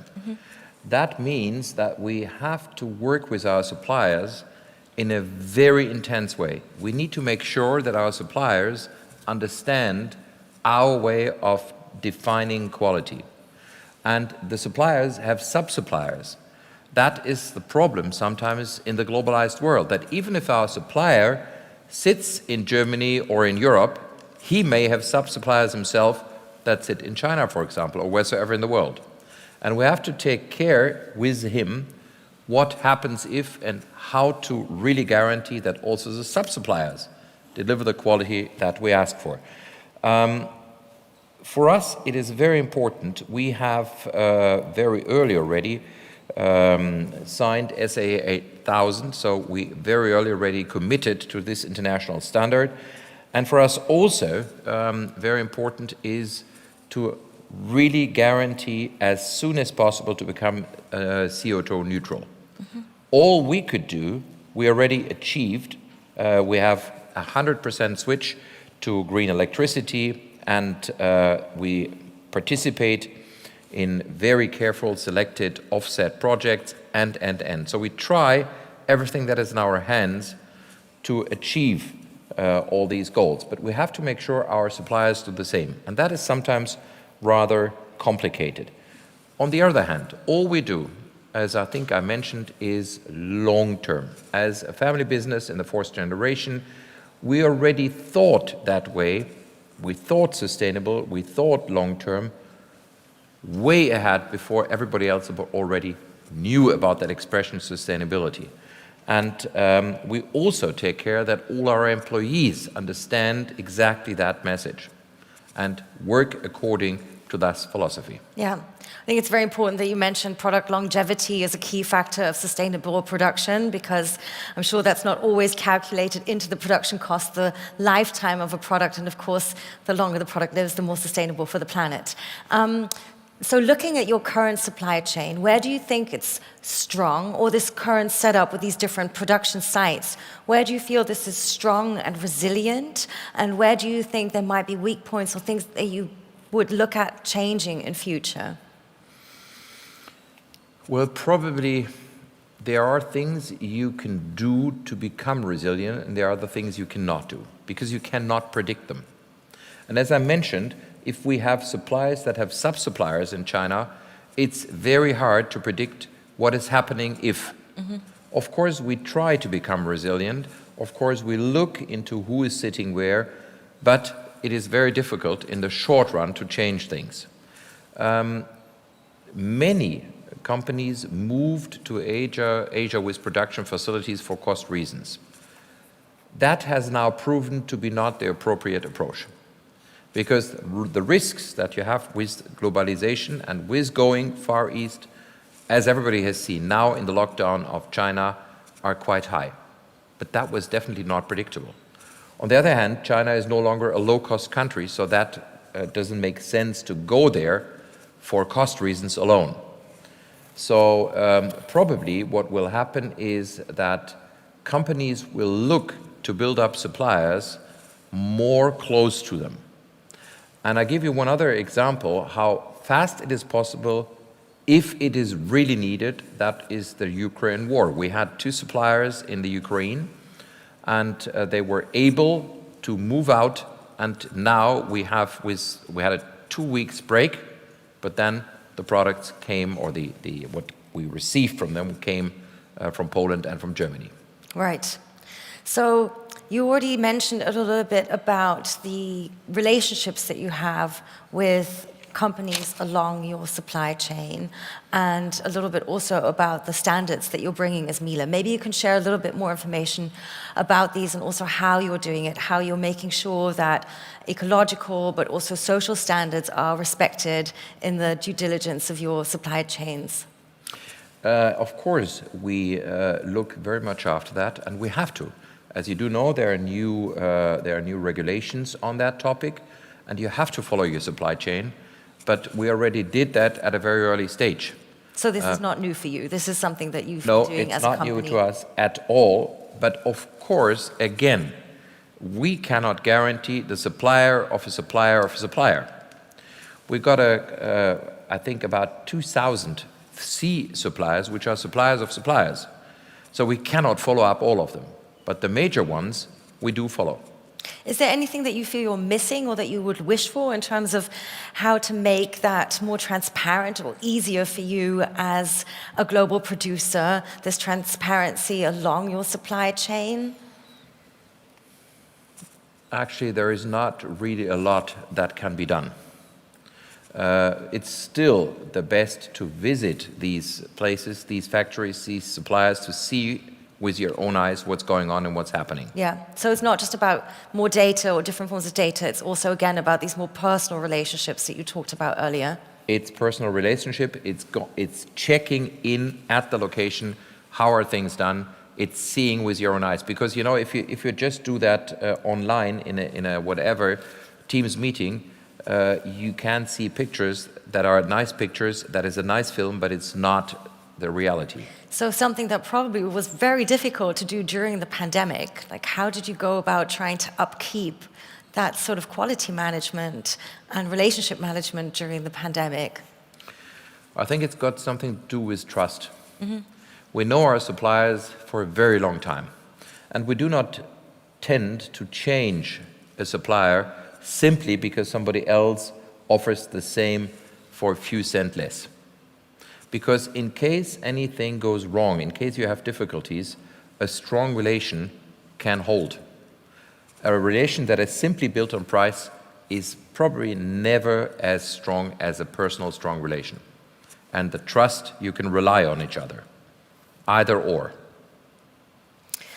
So, looking into the future and the sort of paths ahead, where do you see this whole discussion about localization of production in terms of future technical capabilities? Like, do you discuss things at Miele in your foresight processes around on-demand production, around different ways of producing the devices that we have and are using today, away from the mass industrial production forms that we have in this age? I think as we are in the end a company that produces figures in masses, because of course we do not produce 1 or 2 or 3 washing machines or ovens or dishwashers or vacuum cleaners, but many of these will always be a mass production. But of course we'll always take care to be up to the latest standard, and we always, I can actually say we travel worldwide. We have technological scouts all over the world that go into new systems, that visit companies, come back with new ideas. We have trade shows where you get ideas. So many new ideas come in and then change the process. One of our speakers earlier was also talking about modularity of products and perhaps looking at other industries to learn from them, such as textiles, fashion, in terms of trends in repair and reuse. Now, I feel sometimes looking at the home electronics, consumer electronics market, that discussion has not taken traction the way it has perhaps in other industries. Are these topics that you're also thinking about that could impact your business? Well, that's a question of end of life of the product, but as our products are tested for 20 years lifespan, we are probably in a special situation. Mm-hmm. And at the end of the lifespan, our products are 99% nearly recyclable, which they always were and probably always will be, because that is also part of the sustainability message. But as we think in such a long lifespan, it's probably a different way to see things than in fashion, because fashion usually is never 20 years. Yeah, that is true, and also part of an issue there that was addressed earlier. So if that's the kind of, it's a little bit of a role model function, you could say, as well. The design of your products with this longevity, the recyclableness of your products. Do you feel like it's just the others having to catch up kind of to the standard set? Or where do you feel there could be, does one need to be louder about these existing models that perhaps have just not been seen as the leader on the block that they should be? Well, I do think that the topic of the life cycle, of the end of life, of consumption during the lifespan, so to see the product during the whole time, from the birth, the use, to the end of life, is something that is probably needed to be discussed more publicly and seen more by the consumers. But are we the ones to stand up and shout up loudly, look at this? No, we are not. As a family business, we rather tend to go our way smooth and calm. And this whole topic of circularity that is being discussed, is this something you feel you have maximized in your products already? Or is this another trend, let's say, topic that you're looking at that could possibly impact the way that you're producing in future? The circularity topic came up in the last, I would say, 10 years, maybe a bit earlier, but it becomes year to year more important. Because nowadays, I would say nearly everybody understands that we have to change things. If we don't change them, the world will not be the same in 20, 30 years. And we are responsible for what we do now in order to guarantee the future for our children and grandchildren. So it is very important that we also look at circularity, at the whole process, and we do this very intensively. And I think the industry is now more and more looking at it also. And is this one of the sort of key paths that you think will be sort of the paradigm, the framework that is going to shape how you're looking at your production cycles, or do you see other trend topics of equal importance? Well, probably the most next important topic is CO2 reduction, reduce the CO2 footprint in production, in the usage of the product, and second, energy consumption. Is definitely, we all see what happened with water this year. We saw the rivers in Germany, the Rhine, at the deepest level ever, so that some ships could not even pass River Rhine. We see the lakes being 1 meter or 80 centimeters lower than they used to be. So we all see the issue with water coming up. So water consumption is a huge topic.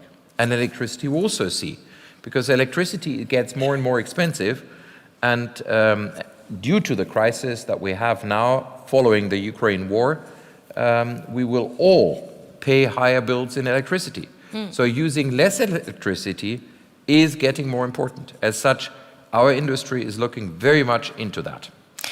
And I'm sure that's not an easy thing to do if you're already a company that's trying to produce the most energy efficient machines. What are the kind of discussions around that? Because I'm sure you've already been trying to maximize energy efficiency in your household products. Well, I can answer for us. Our slogan, since 123 years, put on the lid of the first machine by my great-grandfather and his partner, is immer besser, forever better. And forever better means forever different. So it's our genetic code to look for the difference and to become better. And yes, we still can become better. And we have proven in the last years that we have always achieved new goals, that we have always set new goals and overachieved even. So we are not at the end of the process. It's an ongoing process. But of course, there are physical borders where you cannot go any further. But we have not reached that physical borders yet.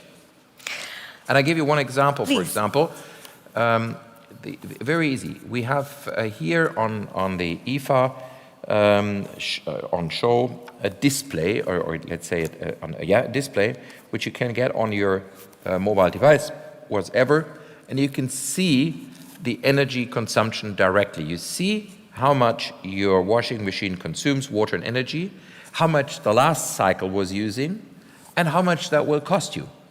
So you can influence directly your own bill by choosing the right program, or by putting in, let's say, more in wash load instead of just washing one shirt, or choosing another cycle, and. So you can learn and understand how to use less energy and save money. A function that is probably going to be very high in demand starting this winter latest. So maybe to round off our conversation, we have, of course, today been talking a lot also about the policy frameworks. We talked a little bit about supply chain due diligence already, and my colleague Daniel and I mentioned a couple of times on stage already that the EU has just released a new directive to make sure that crisis-relevant products, yet to be defined what that means, must be produced in Europe. Looking at the push, let's say, from a regulatory side, I would love to know from your opinion and perspective as a manager and managing director, what kind of frameworks are desirable from your perspective? How much regulation do you want and need, and where are you still hoping for what has very much come under critique, I guess, in some ways, the idea of market regulation? Well, first of all, as an ordo-liberal, I'm not so much a fan of too much regulation, but we need regulation. And this regulation keeps us running. That's good on one side. But we need a regulation that is very clear, very understandable, and we need guardrails, or we need something that is watching over these regulations so that they're really followed. And they need, of course, to be followed. That means it has to be possible to follow them and to achieve them. But I would say that we are in a quite good way in Europe. Sometimes I feel we have too much, too fast coming up. But up to now, we as an industry, and we at Miele anyway, have been able to prove that we can live with these guardrails and that we can be successful with them in the sense of customer centricity and in the sense of doing the best for our environment. Wonderful. Thank you so much, Dr. Litzenkamp, for this very insightful conversation, also for my very, very well-functioning washing machine. It's been a pleasure to talk to you. Thank you.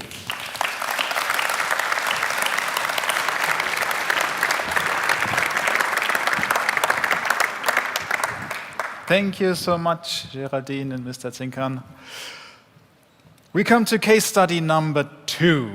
The past 10 years have been a tough one for German company Severin, famously known for its inexpensive household goods. It struggled economically for the past years. And just when the numbers went up again and everybody thought, okay, we made it out of the red zone, Corona hit the world. But Severin is still here with a new CEO and new fresh ideas being brought up here on stage right now. And Dr. Joyce Gesing joined the company in March as CCO, and just a few months later she became CEO of Severin, and she is without doubt the ideal guest to speak with us about the topic of resiliency and transformation in the face of deglobalization. So I say welcome to the stage, Mrs. Gesing.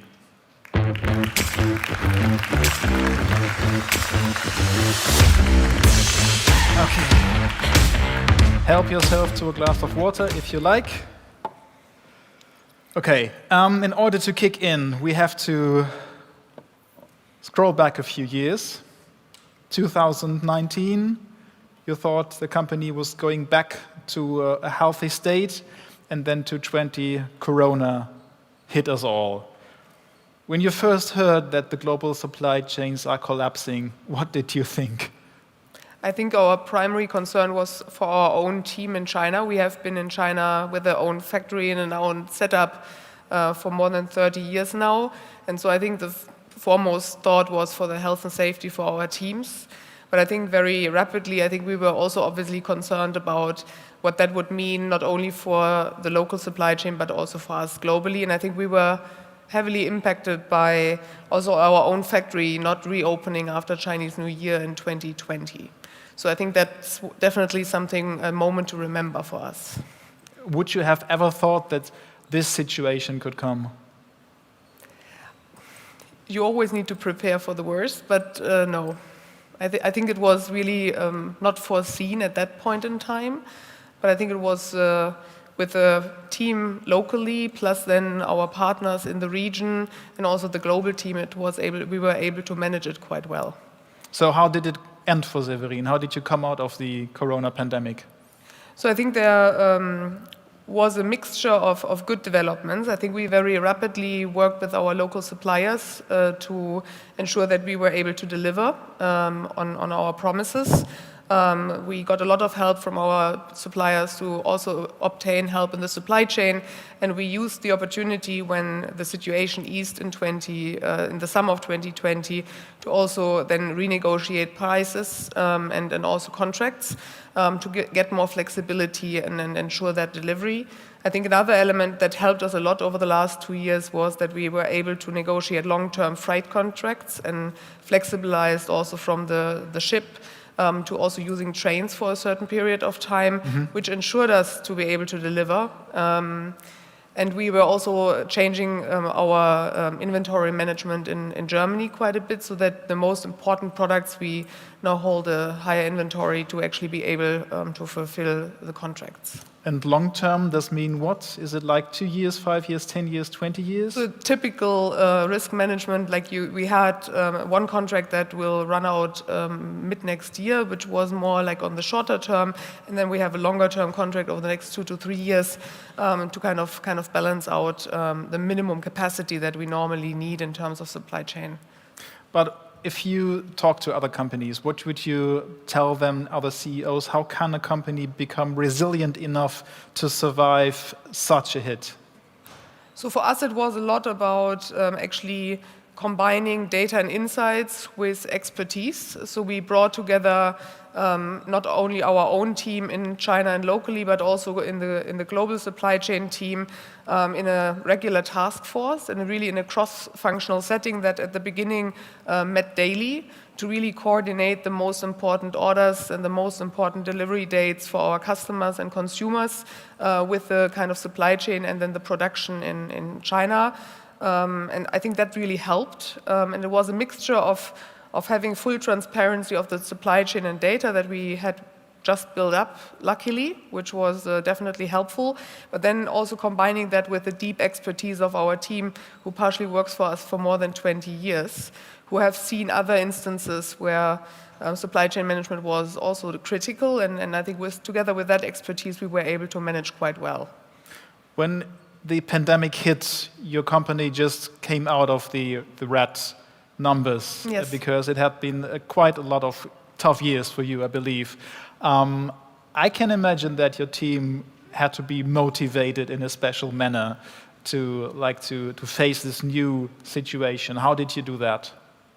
I think the team in 2018-19 was really energized by what they have seen as our target positioning and also like the new line of products that we were starting to produce, which was positioning us at a way different level in terms of the consumer centricity. We have heard that from Mr. Zinkan before, but really kind of building solutions that have an impact on the life of our consumers. And I think the team got a lot of energy from that, and we have a couple of innovations coming that came over the last years who really fulfill that. I think that was a source of motivation. And another thing was to also have the feeling that they can contribute. They can really contribute and have an impact in the day-to-day, I think really helped as well. We are a small team, right? So it's also about standing together. Are you back in business with China as you used to be before 2020? Sorry? Are you back in business with China? Like, are you producing there the same way you did before? So we have already, before the pandemic, we have actually started to transform our China setup. We had an own factory for more than 30 years, but I think what we have learned over the last decade is that we want to kind of focus more on our innovation and design capabilities and really thinking through solutions for our consumers. And with that, we are just shifting our setup in China to a new location that is planned for next year, and which will be way more focused on having an ecosystem together with other production capabilities and capacities, so that we work with partners in the production of our products, and we focus our own team more on local quality assurance, product design, innovation, and procurement capabilities. Lots of manufacturers are always complaining a bit about doing business with China, especially when it comes to regulations. What are your experiences?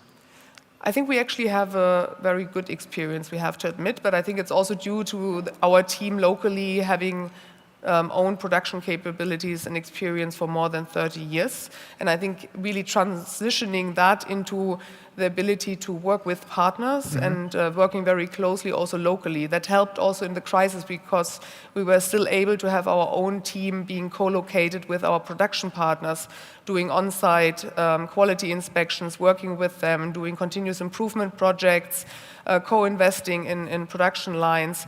And I think that is a trust-based relationship which we are very proud of. And this level of partnership we have actually also used to now work with the first European partners to also kind of diversify our supply chain and do the same that we have done 30 years ago in China, now in a dual sourcing strategy. What does diversification mean, in fact, for you in the day-to-day? So what did you do in order to reshore your production?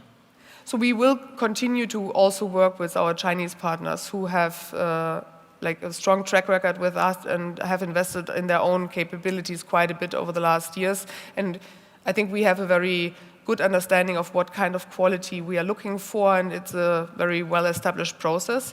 What we are now doing, and you see the result of one result of that now, is we are doing the same with production capabilities in Europe, where we are starting to, for the different product groups that we offer, to also source and always match the demands of our consumers and our solutions with the best supply, where we look for quality and reliability at the same time as for the cost perspective. So if we take a look at this new barbecue grill, maybe you can't see it, but we have a slide as well, or if I can see it in the camera, it says Made in EU.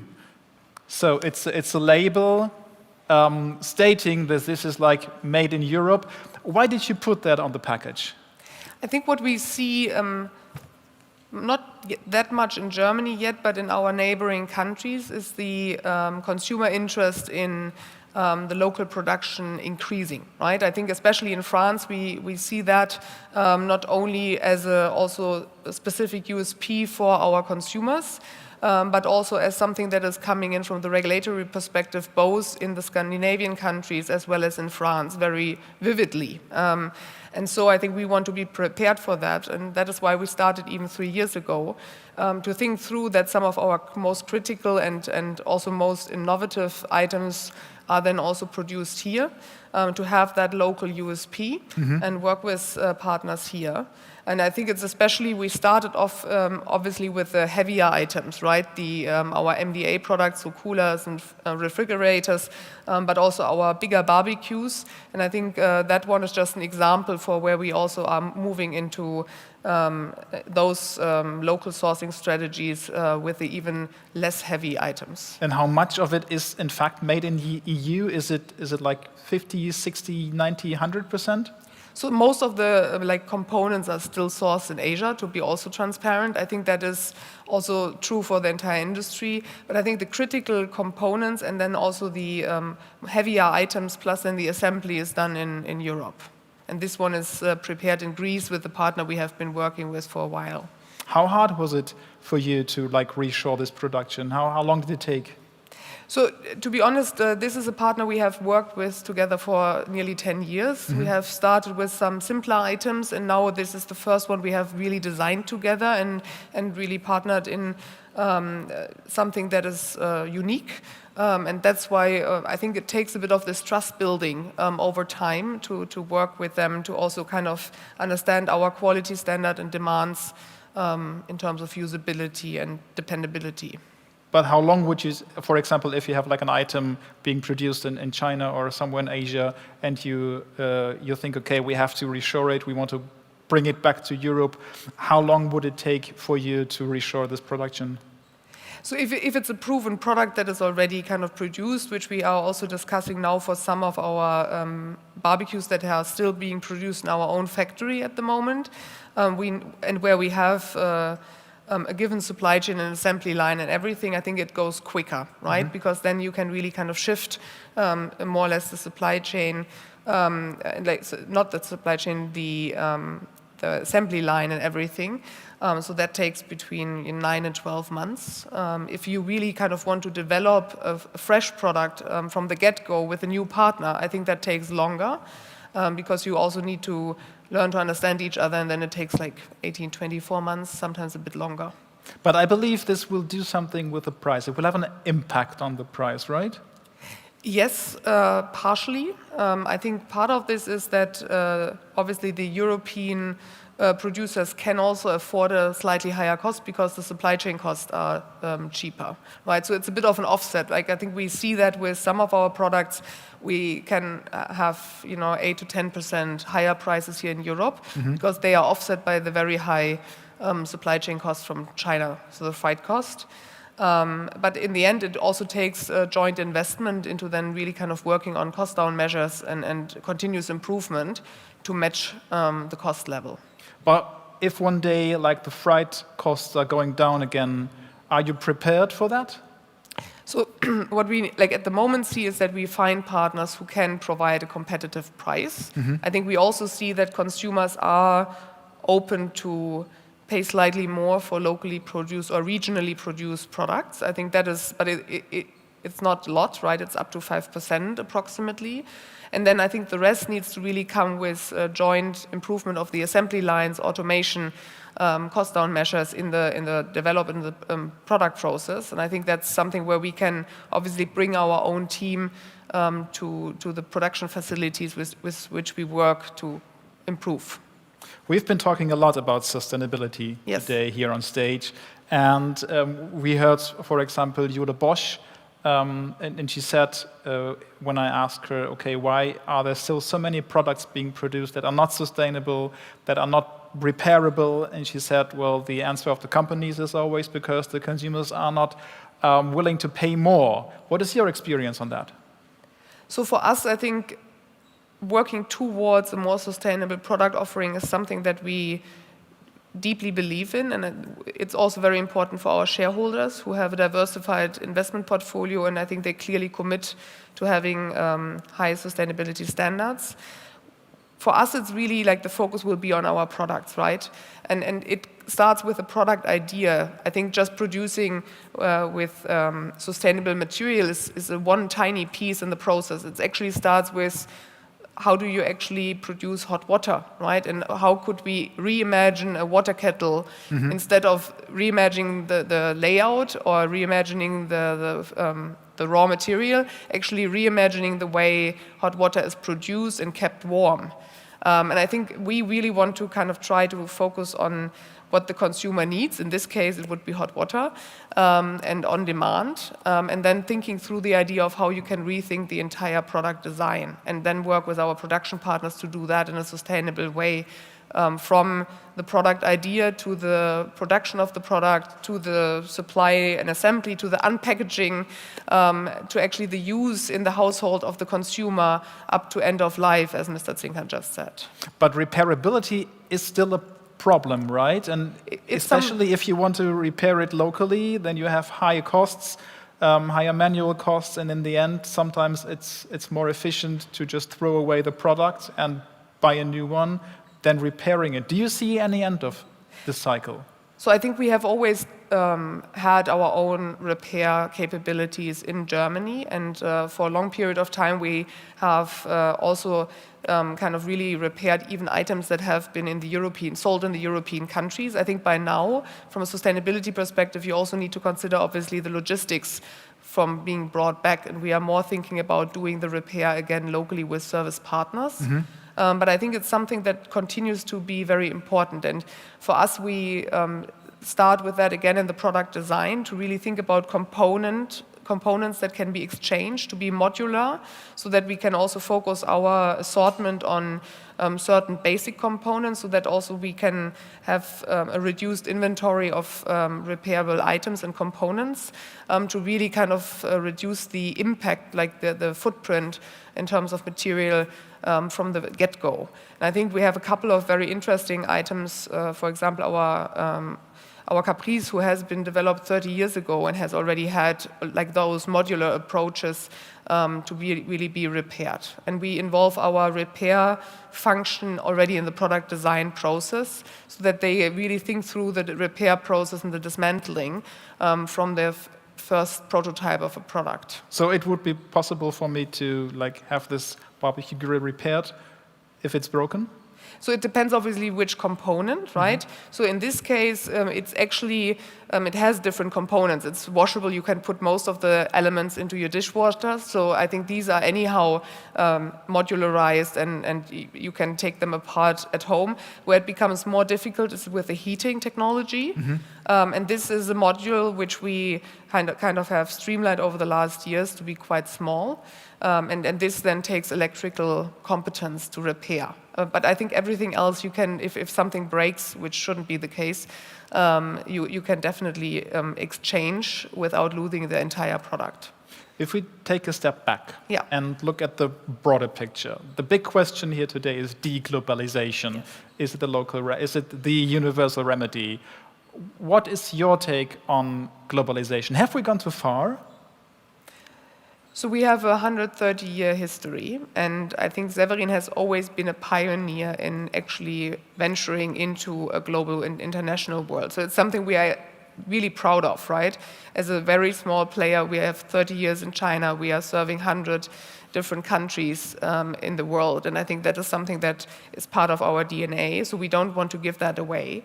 But at the same time, I think we really think through the sustainability aspects and also want to be less dependent on, geopolitical risks. So for us, this local for local allows us to first also kind of have an impact and a positive impact on the society we live in, but it is also an element of being quicker with the consumers, right? I think it will allow us a lot more than just de-risking. So I think it will be something that we do. We have our business in China where we also serve the Chinese market, where we will continue to do that. And we have our business in Europe where we will start to source more regionally to then also kind of have products that really serve the European market well. So time's running out, but one last question, which is quite political and very highly discussed at the moment, is rising energy costs. Yeah. So the prices are skyrocketing. What does it do with your production? So I think the energy impact on our production line is not that much impacted, right? Because I think it has already been very much focused on energy efficiency over the last years, right? With a lot of investments in the automation processes. And I think that's something where we really are happy to work with partners who have invested in those capabilities early on. I think where it's more important is actually to think through the product design again to be energy efficient. And I think we have really worked on that over the last years to also upgrade our portfolio, our assortment to provide the consumer with products that are energy efficient. That will be also a focus point for us in terms of our future innovations. Are you afraid of customers not being able to pay the price of a new barbecue grill because of the high energy costs and the inflation and so on? I think it's definitely true. At the same time, Severin is a brand that is known to have a fair price. And it actually, for us, is a time period where we hope that with a very strong quality but also an achievable price, we can actually allow for an affordable quality. And that this will help us to strive. I wish you good luck with that. Thank you. Thank you for being here, Ms. Gesing, today. And I hand over to Geraldine. Where is she? Thank you.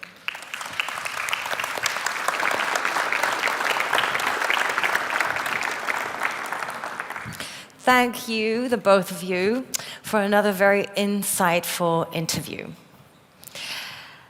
Now, it is time to say goodbye, not to all of you sitting here, please stay, but since the last session of today is not going to be streamed, our closing keynote will not be streamed, And the workshop that we're about to engage in is going to not just happen here on stage and not happen in a hybrid format. It is now time to say goodbye to our online audience, those of you who have been watching us via the live stream. I very much hope you've enjoyed our program and have taken away a lot of points of inspiration for your future work. Thank you so much for joining us wherever in the world you've tuned in from. Yes, we can applaud them too.